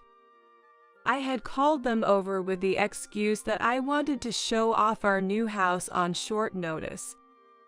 They had been interested in our home since its construction phase and arrived promptly despite the sudden invitation. They were excited to see the exterior. Although they said, "I want to see the interior soon," I revealed the real reason why I had called them both here. I couldn't bring myself to say, "My husband is currently in the midst of an intense affair," so I showed them the surveillance footage I had saved. My mother-in-law's expression was indescribable upon seeing her son in action. It must be unsettling for a mother to see her child in such a primal state. While it's not unusual for an adult man to be intimate with a woman, it's another thing to witness your son in that context, especially when the other party is his mistress. My father-in-law, a man himself, was already shaking with anger. It seemed like more than the act of being physically intimate with someone other than his wife. What was truly unforgivable to my father-in-law is the fact that a married man was having an affair. My mother-in-law, with a mix of embarrassment and anger, turned beach red and apologized to me sincerely. My father-in-law looked like he wanted to punch his foolish son right then and there, with anger seeping through every pore. He kept apologizing to me, but you could tell from his clenched fists that were so tight as if blood might seep out that he was trying to contain his rage. They apologized again, and they were determined to stop that ludicrous behavior immediately, removing a security bar and storming into the house. By the time they barged in, my husband and his mistress had just finished their second round of intense lovemaking and seemed to be basking in the afterglow. My husband was just getting out of bed and putting on his underwear when his parents suddenly appeared, freezing him in his tracks. Next, the woman screamed and hurriedly put on the nearest clothes she could find, which, while better than being naked, still looked indecent. Hearing the woman scream snapped my husband back to reality, and he quickly finished putting on his pants, repeating why. Perhaps it's because no other words come to his mind besides that. I couldn't help but laugh at the sight of them. The woman tried to escape through the window but couldn't since it was secured from the outside with tension rods. She was hysterically yelling, "What's going on here?" My husband rushed out to barricade himself on the second floor, taking advantage of the moment when my in-laws were chasing after him, and dashed upstairs. Surprisingly, my father-in-law's legs were strong, and before my husband and the woman could barricade themselves in the second-floor room, he forcefully pushed open the door and entered. Come to think of it, I remember hearing that my father-in-law dedicated his youth to track and field during his student days. He still seems to run for the sake of his health. In contrast, my husband is someone who doesn't exercise at all. I thought for sure my in-laws had won, but the stubborn pair retreated into an adjacent walk-in closet, locking themselves inside. Will you cut it out already? If you're going to run away, you shouldn't be cheating. Why did you do this? Aren't you ashamed? Come out. My in-laws, from behind the door, were berating my husband, saying, "Come out, shameless," and giving him a lecture. This is the last straw. I'm filing for divorce, and you'll be hearing from our lawyers about the settlement. Then the woman said, "Didn't you say we weren't going to be caught?" and blamed my husband. My husband declared, "We'll talk about that later. Right now, let's just get out of here." He wasn't giving up on the escape plan. The woman refused, fearing injury from jumping out of a second-story window. It seemed like my husband was trying to convince them, saying things like, "Is it okay if I pay compensation?" In the end, it looked like both of them jumped out of the second-floor window. As we heard a dull thud and looked outside from the second-floor room, we saw them crouching on the ground. When I went downstairs and stepped outside, both of them were saying, "Ouch, it hurts." The woman's leg was bent at an odd angle. My in-laws said, "They brought this on themselves. Leave them be." But out of a final act of mercy, I decided to call an ambulance. However, my husband was shirtless, and the woman was in nothing but underwear, covered only by my husband's shirt, presenting a scandalous sight. It was quite a sight watching how I explained the situation to the paramedics who rushed over. I watched discreetly as the two of them kept yelling, "It hurts, do something," without being able to answer any of the paramedics' questions. Given their attire, the paramedics could probably guess what had happened. Later, I visited my husband's hospital room with my lawyer and in-laws to discuss the divorce and settlement. After the incident, the hospital had contacted me. They had informed me that my husband got injured and was taken to the ER. I was told to bring his insurance card, but I did not do so. Instead, my in-laws went on my behalf and left the necessary documents at the reception before returning. It seemed they were not willing to look after my husband anymore.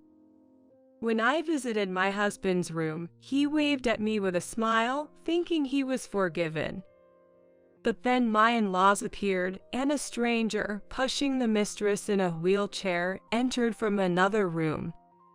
This stranger introduced himself as my lawyer and handed over his business card, freezing my husband's smile solid. It finally dawned on him that he wasn't forgiven. I can't help but be astounded by how hopelessly naive my husband is. How could he possibly think he would be forgiven after everything he's done? The lawyer straightforwardly informed them of the necessities, advising my husband to agree to the divorce. I informed him that even if he refused and it went to court, my stance would not change. The lawyer strongly explained the potential consequences of the case going to court, such as the negative impact on my husband's social credibility and his ability to find employment. My husband quietly responded, "I agree to the divorce." When the discussion moved on to the topic of the settlement, he also agreed to it willingly. As for the mistress, she appeared to have completely lost her will, exhibiting an attitude of indifference towards everything. My husband seemed somewhat dissatisfied, but under the stern gaze of his parents, he reluctantly agreed. Everything proceeded smoothly, for which I am grateful. Next, I demanded that my husband take responsibility for the furniture we had bought together and the new house. I told him he would also have to cover the down payment and the remaining mortgage. My father-in-law, not allowing any objections, intimidated him, but my husband didn't want to take responsibility for the house, protesting despite his fear of my father-in-law's glare. That's ridiculous. Most of the interior design was your choice. My preferences were minimal, so why should I bear all the costs? That's unjust. I didn't want to give up a house filled with my dreams either. I showed my husband the surveillance camera footage I had saved, because he made it come to this. How can you think I'd calmly live in a place where you brought your mistress and acted indecently? How rotten is your brain? To my cry mixed with anger and despair, the lawyer said, "We have no intention of losing even a penny, so let's fight this to the end." My mother-in-law collapsed to her knees, crying, "I never knew you were such a heartless, good-for-nothing child." After all this, will you make not only your wife but also your mother cry? Just accept it without any more fuss. It seemed my husband was unable to stand up to my father-in-law, ultimately being completely overwhelmed by a single remark from him. He said he would follow everything exactly as the lawyer suggested. Just as I thought everything was settled, an elderly couple, presumably in their 60s, entered my husband's hospital room. They were surprised to see my in-laws. Without concern for the onlookers, they suddenly knelt before my in-laws, uttering apologies. The words of the kneeling couple included apologies such as, "Our daughter has done something terribly rude, and we apologize for causing injury to your son this time." It seemed the mistress's parents came to visit but were looking for their daughter, who wasn't in her hospital room. It appears they were surprised to finally find the parents they intended to apologize to. However, something seemed off about my parents-in-law's reaction. There appeared to be another layer of anger, separate from the outrage towards the parents of the woman involved in the affair. I thought it was some burglar cat, but it turns out it was your daughter. Since my husband's affair came to light, my father-in-law seemed to be constantly irritated and furiously angry. However, his anger now is incomparable to any anger he's shown before. When I asked my mother-in-law what's going on, she explained that the parents of my husband's mistress were running a company that was subcontracted for my father-in-law's company. The company run by the mistress's parents was lax in their work, often missing deadlines and delivering poor quality, leading to numerous complaints. Despite repeated warnings, there was no improvement, so my father-in-law had mentioned ending their business relationship. However, if they were abandoned by my father-in-law's company, their subcontracting firm would quickly become unsustainable and go bankrupt. They begged not to be abandoned for the sake of a few employees' livelihoods. Faced with the welfare of the hired staff, my father-in-law, being a CEO himself, felt he couldn't simply cut them off. Under the condition that if another problem arose, they would be dropped, he had continued to give them work out of conditional compassion. Remember the promise. I said there would be no next time. We will never do business with your company again. With that declaration from my father-in-law, the mistress's parents forced their daughter, despite her caste, into a kneeling position. To their daughter, who struggled to kneel properly due to her caste, they demanded, "Your future depends on this, a fraction is nothing. Kneel properly and apologize." My father-in-law declared, "No apology will change my decision." While the mistress's parents pleaded, "Please somehow make an exception." The mistress was forcibly made to kneel by her parents, crying out, "It hurts, it's going to break again." A nurse rushed in upon hearing the commotion, separating the mistress and her parents. The nurse scolded them, "What are you doing to an injured person?" The mistress's parents made the scene even bigger by yelling, "Our livelihood is at stake, leave us alone." This situation escalated beyond the nurse's control, requiring security to intervene and eventually remove the mistress and her parents from my husband's hospital room. I wondered if it was their irresponsible upbringing that enabled the mistress to brazenly have an affair with a married man. I thought that while watching the behavior of the mistress's parents. By being in that hospital, I was likely to run into the mistress's parents again, and there might also be trouble regarding my father-in-law's company. Wanting to avoid such situations, I vowed never to return to that hospital again. I informed my husband that I would no longer speak to him directly and that all future communications should be through our lawyers before leaving the hospital. Later, I heard some updates from my in-laws. It seemed like the mistress's parents, facing the cessation of their business dealings due to her affair with the son of a client company, have disowned their daughter. They hadn't visited her in the hospital since the day of the incident. My ex-husband was discharged from the hospital sooner than the mistress due to his less severe injuries. He wanted to return to his parents' home until he found a job, but my father-in-law refused to allow it. Consequently, my ex-husband started living in the new house. The mistress, having nowhere else to go, moved in after her discharge. It seemed they were living together not out of love but out of necessity. sharing the expensive new house as temporary roommates until they could find somewhere else to live. The mistress had intended to find her own place immediately after discharge, but she was greeted with termination upon her return to work. Apparently, the company had wanted to fire her sooner but had to wait until she was fully recovered, as they couldn't terminate an employee undergoing medical treatment. The reason for the termination was due to inappropriate involvement with a client, causing issues. Caught off guard by the unexpected firing, the mistress apparently had no choice but to rely on my ex-husband.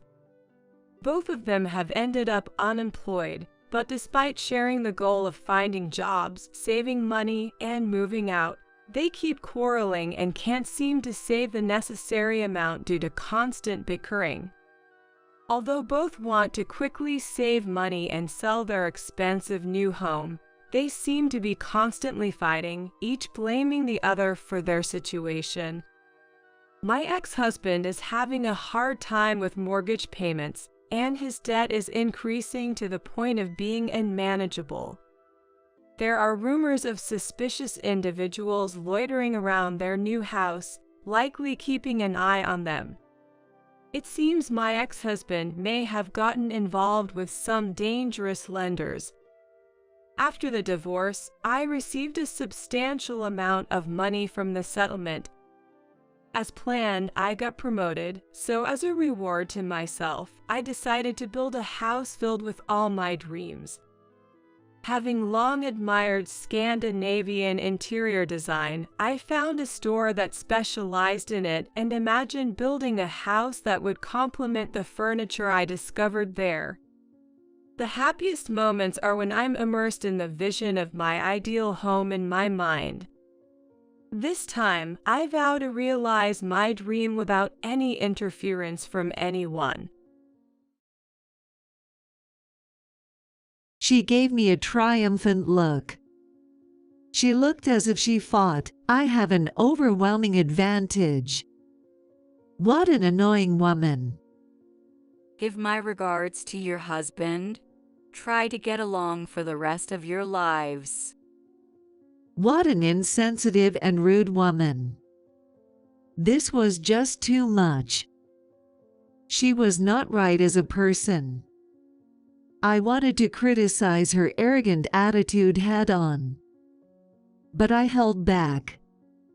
I wanted to give her a more fitting punishment. A punishment that would make her suffer, cry, and beg for forgiveness. I'm getting a divorce from my husband. He wants that too. Apparently, it's no fun for her that I don't show my emotions. She glared at me with an unusually aggressive look. I glared right back at her. There's no reason to be afraid of this woman. I'll knock her down to hell with all my might right now. I played my first card. My name is Kate, and I'm 41 years old. I work in sales administration at a certain trading company. I met my husband, Thomas, through a mutual friend. At that time, I was 29. He was 30. I can't believe you got a boyfriend. I remember my dad being surprised. My mom and dad thought I was too shy for marriage. To be honest, I was surprised myself. I thought I'd always be single. His forwardness was a godsend for a shy person like me. I want 2 kids. A girl first, then a boy. Yay, me too. Let's work hard together from now on. We were very happy when we were newlyweds. I thought this happiness would last forever. But where did it all go wrong?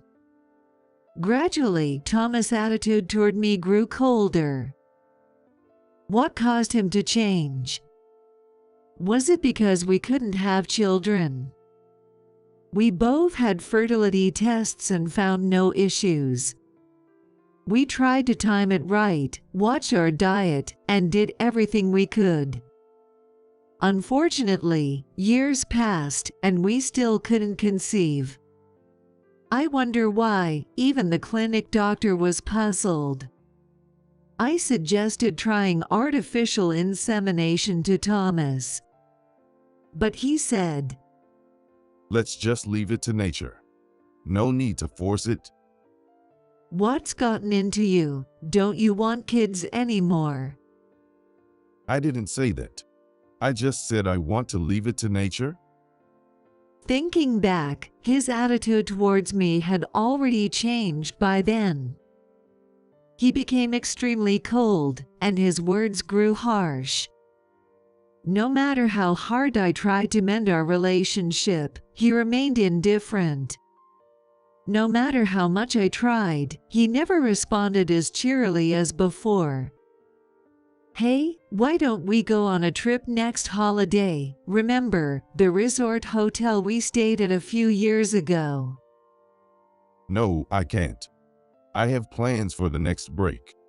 Didn't I tell you? I have a business trip to another state.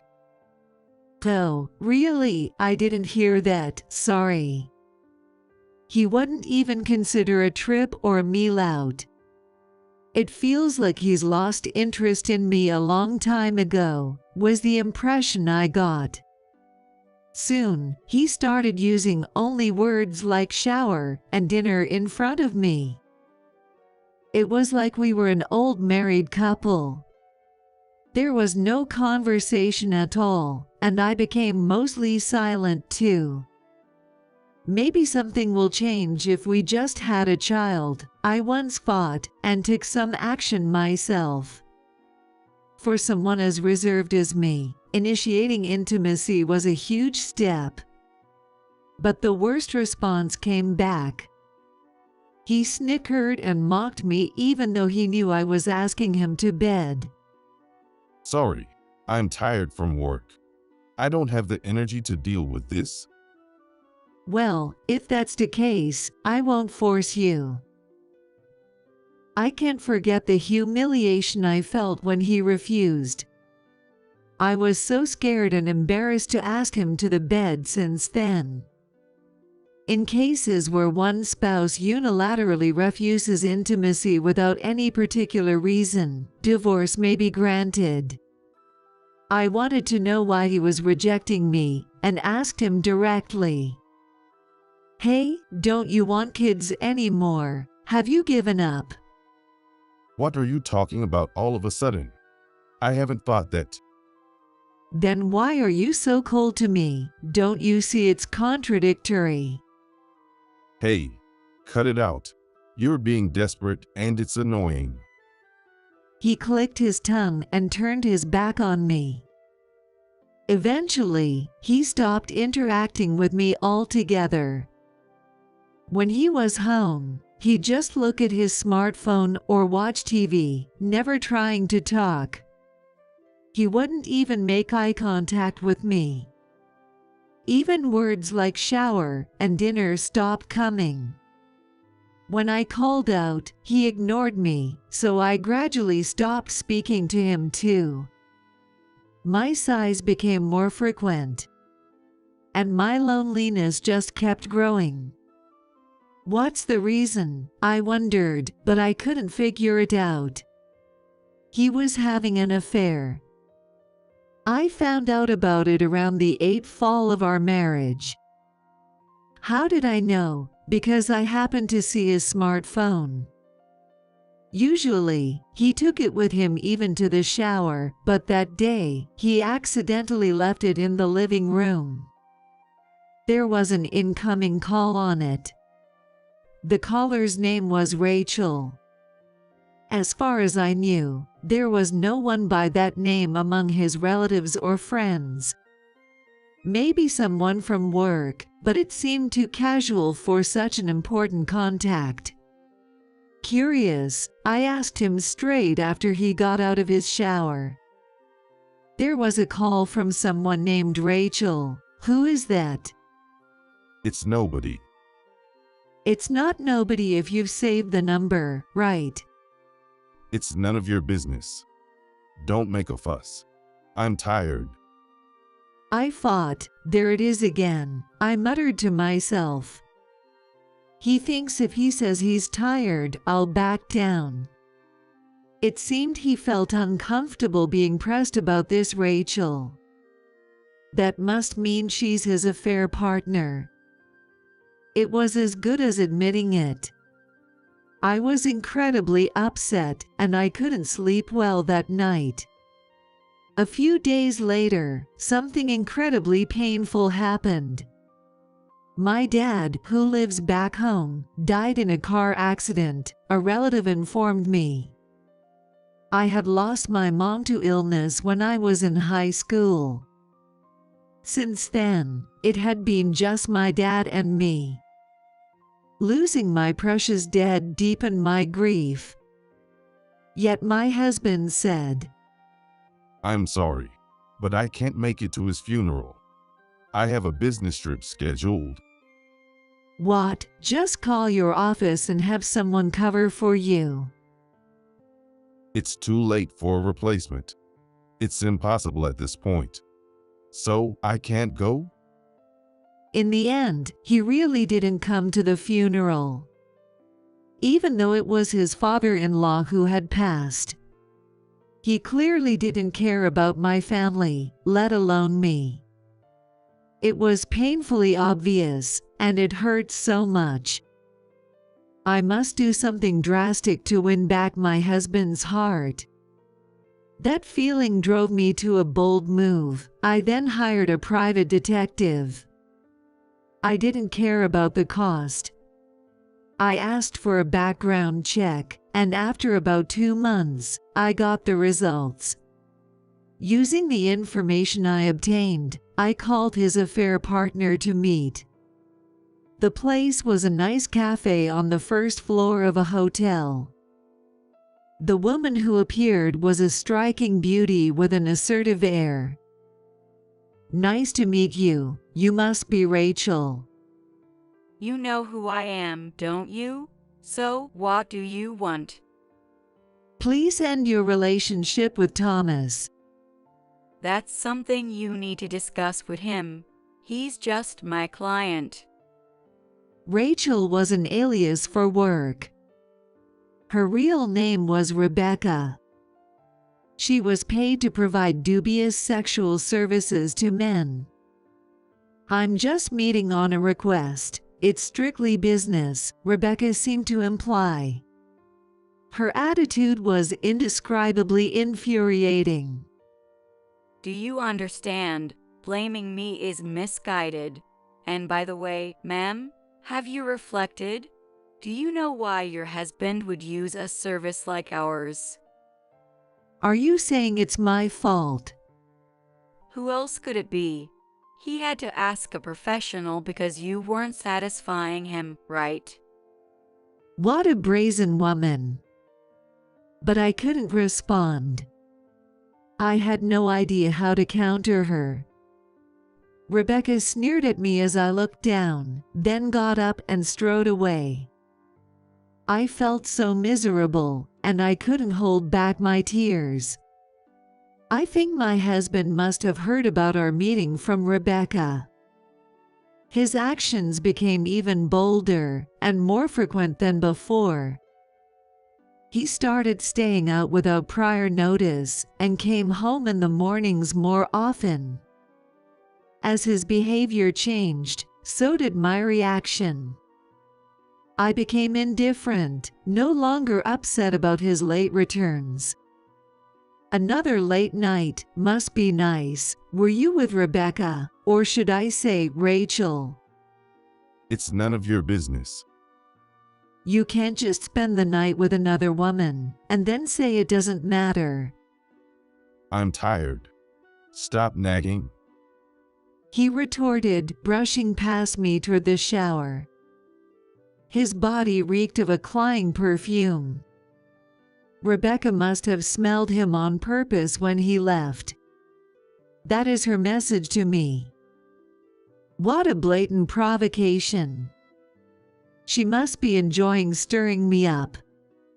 If it were years ago, I might have tried to fight the rivalry somehow. But now, I felt no such inclination. It's useless to fight, it'll just wear me out, I thought. I realized I no longer saw any charm in winning back my husband's affection. Honestly, let's just get a divorce. All this time, I avoided thinking about it. That's because I had a strong feeling we got married. Someday we will understand each other, I hoped. But now I felt it's hopeless, it's useless to keep trying. I felt pathetic for having dragged this on for 10 years. I prepared the divorce papers, had a friend fill out the witness section, and slowly started getting things in order. But then, what a strange thing life is. Just when I had made up my mind to divorce, another problem arose. My husband started complaining of his health issues. After some tests, it turned out he had cancer. Confined to a hospital bed for long-term treatment, he joked bitterly, "Looks like karma caught up with me." It's because I made Kate suffer. How does that feel, Kate? Stop talking nonsense, just focus on your treatment. Honestly, if I said it didn't feel somewhat satisfying, it would be a lie. Though a part of me felt vindicated. I wasn't about to stoop to gloating to a sick person. I'll just dutifully care for him as his partner, I told myself. It was a little while after his illness came to light that I noticed something was off with my possessions. My mom's keepsake ring was missing. Upon further check, some of my necklaces and bags were also gone. I brought it up while bringing him clothes to the hospital, asking him, "Have you seen them or taken them by any chance?" I don't know anything about it. I've never touched your things without your permission. When was the last time you communicated with Rebecca? You think Rebecca took them? No way. I haven't heard from her in about half a year. He said it was unlikely, but I couldn't think of anyone else. It seemed he really didn't know. So, I'd have to check with her myself. And just in case, I had taken all possible precautions. It's a hassle because it takes time, but I resolved to check when I got home. Depending on what I found, I might have to consult the police or a lawyer. A month later, Thomas was scheduled for surgery. The doctor turned pale when he saw his body, I heard from a nurse. I was surprised when the nurse told me about it. I hadn't seen my husband undressed for a long time, so I didn't notice it at all. I never thought his body would end up like this. I heard the detailed story from the nurse and took notes. I called Rebecca the next day. The place was a different cafe from last time. It was bigger and more crowded. Rebecca arrived with the same confidence as before. She had a defiant attitude. Her face said, "I've done nothing wrong." What brings you here today? I'd prefer if we could keep this brief. That depends on you. By the way, did you already know Thomas has cancer? Yes, I heard from him. He said he was feeling unwell and hadn't contacted me for a while. Then suddenly he tells me this. I was shocked. I see. His surgery was successful, so I thought I'd let you know. Good for him, Rebecca laughed, seemingly indifferent. That makes sense. To her, Thomas is just another client. Even if they seemed close, it was probably just superficial. Not getting too emotionally involved with clients is Rebecca's work stance, I suppose. She seemed to be getting a bit mischievous. Rebecca looked up at me with a teasing glance. Hey, why don't you sleep with your husband one more time before he passes away? You know, humans try to leave descendants at their last moment. Please stop. That's very insensitive to say. But it's true, right? You've been through a lot because you couldn't have kids. Why not take a last chance? You might get lucky. Rebecca laughed out loud. For the first time, I felt a clear hostility towards her. I'm going to make her regret this, I thought strongly. Can we get to the point, Rebecca? You were having more than a professional relationship with Thomas, weren't you? Basically, you were having an affair, right? Not at all. It was strictly business. Really? I think a lawyer will contact you. That would be a waste. I've dealt with similar situations before. It's really annoying. It's strictly business. Rebecca was smiling, but I noticed something different. The smile she had just a moment ago was gone. There was a slight stiffness. She was definitely lying. It was clearly a forced smile. You're lying, aren't you? If you get a call from a lawyer, aren't you in trouble? Not at all. You're being persistent. Don't people tell you that you're troublesome? Such an irritating woman. She seems to think she's overwhelmingly superior. But I can tell now. This confident attitude is just a facade. The real Rebecca is wrapped up in things she wouldn't want people to know about. You might still have a chance if you admit to the affair with Thomas and apologize me now. That's the least damaging path for you. Don't act like you know everything. You're a failed wife who can't satisfy her husband.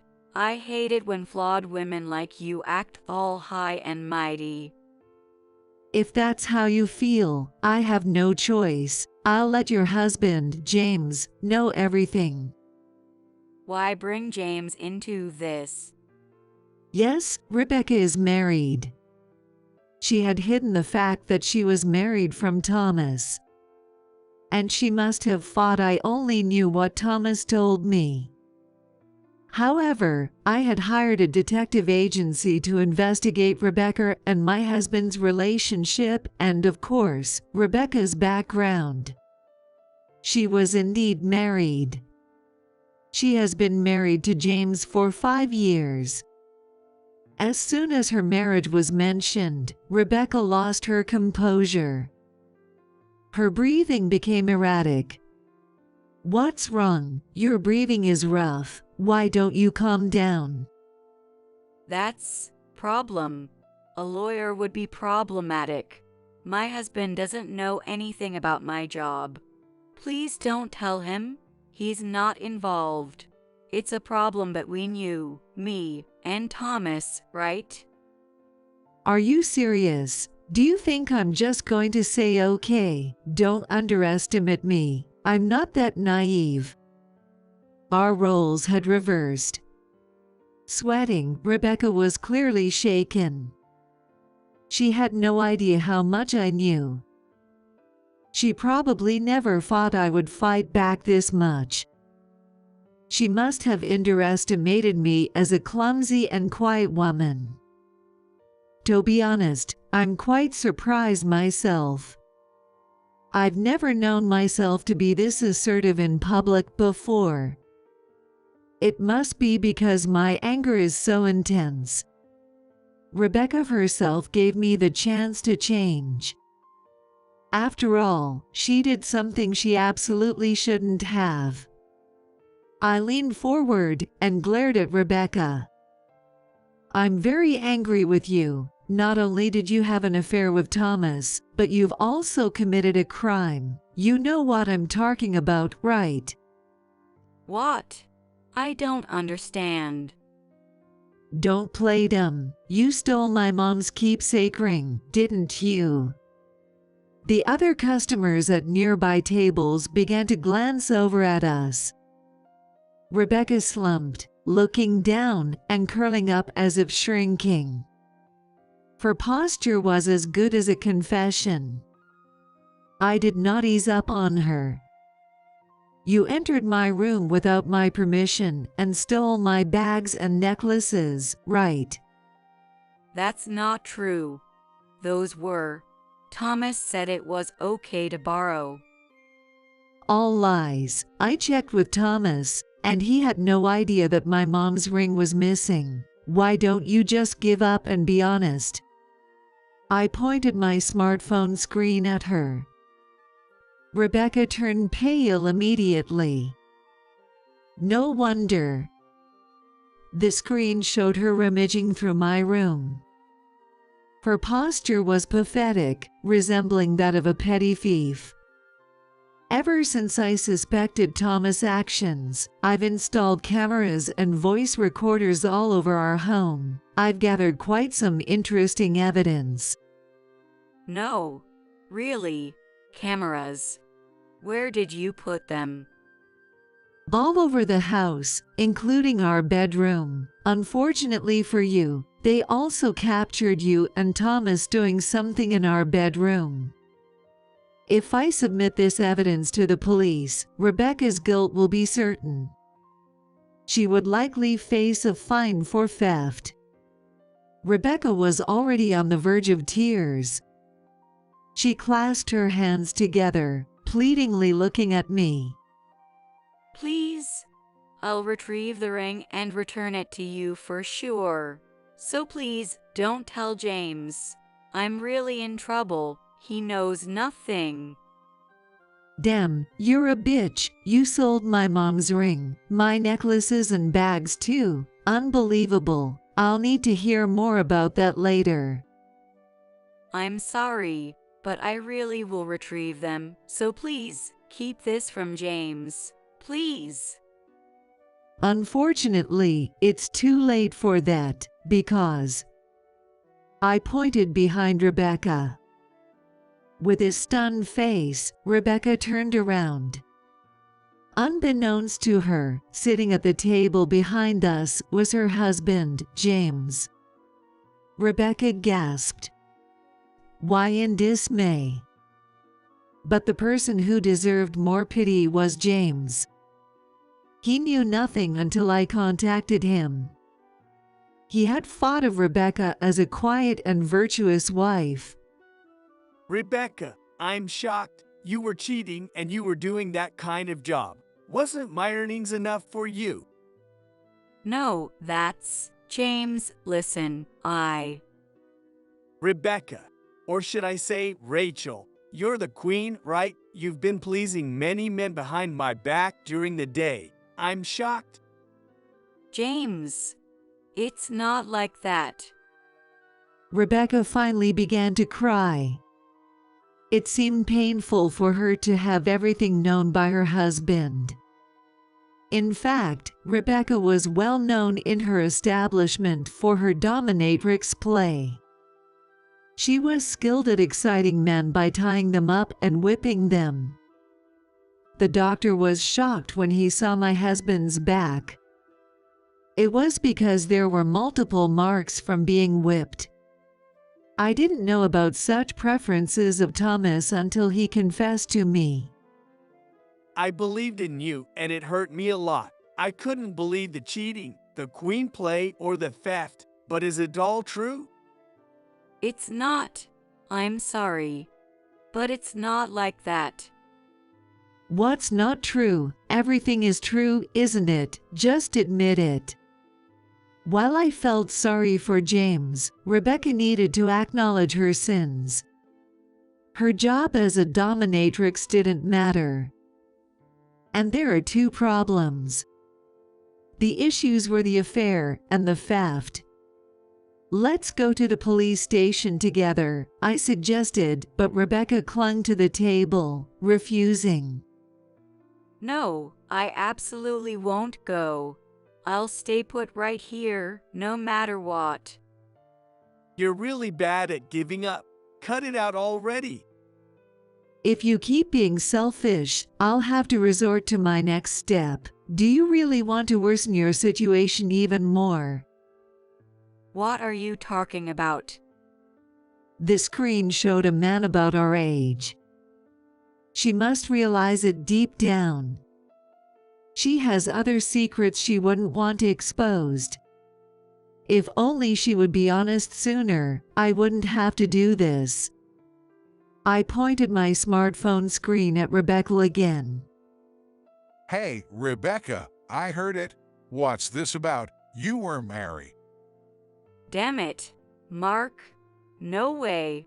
How do you know about Mark? His name is Mark. He was another of Rebecca's lovers. He had a relationship with her before Thomas and was discarded earlier.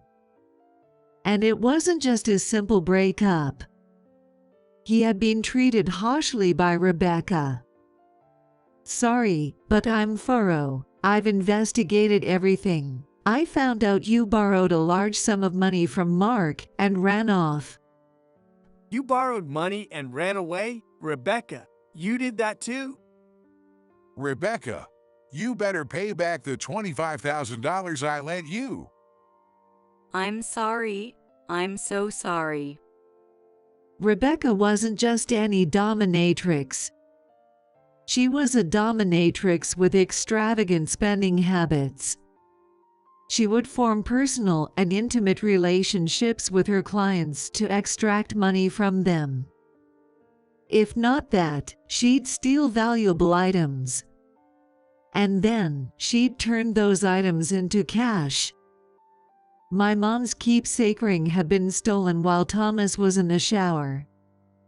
I figured it out by cross-referencing footage from different cameras at the same time. There's no mistake. When I explained this, Rebecca probably thought there was nothing more she could do and began to cry. I'm truly sorry. I really apologize. I'm sorry isn't enough, is it? I'm going to call the police now. Please do not that. I'll do anything. That's not the point. You need to atone for your crimes properly. There might be even more to Rebecca's crimes. I can say for sure there aren't other men who were victimized by her before Mark, I said, and James sighed heavily. I can't take this anymore, his expression said. Let's get a divorce, Rebecca. I can't do this with you anymore. James, no. Don't say that. Don't leave me. It's inevitable. How can a man continue a marital relationship knowing his partner has had sexual relations with other men regularly? I can't handle it. No, I absolutely won't get a divorce. Rebecca's voice was tearful, but no matter how much she resisted, it was probably futile. The things she had done were seriously malicious, including criminal acts. If the argument escalated and we went to court, the divorce would likely be granted. Rebecca's desperate resistance might be because she realizes this. James turned to me and apologized. Kate, I am truly sorry for what has happened. I promise you, Rebecca and I will find your mother's keepsake ring and return it to you. Rebecca, apologize properly. Yes, Kate, I'm sorry. All right, please make sure to return the ring and pay Mark back. Also, go to the police station on your own and explain everything properly. Rebecca slumped over the table and started crying. The other customers and staff at the cafe looked over, wondering what was happening.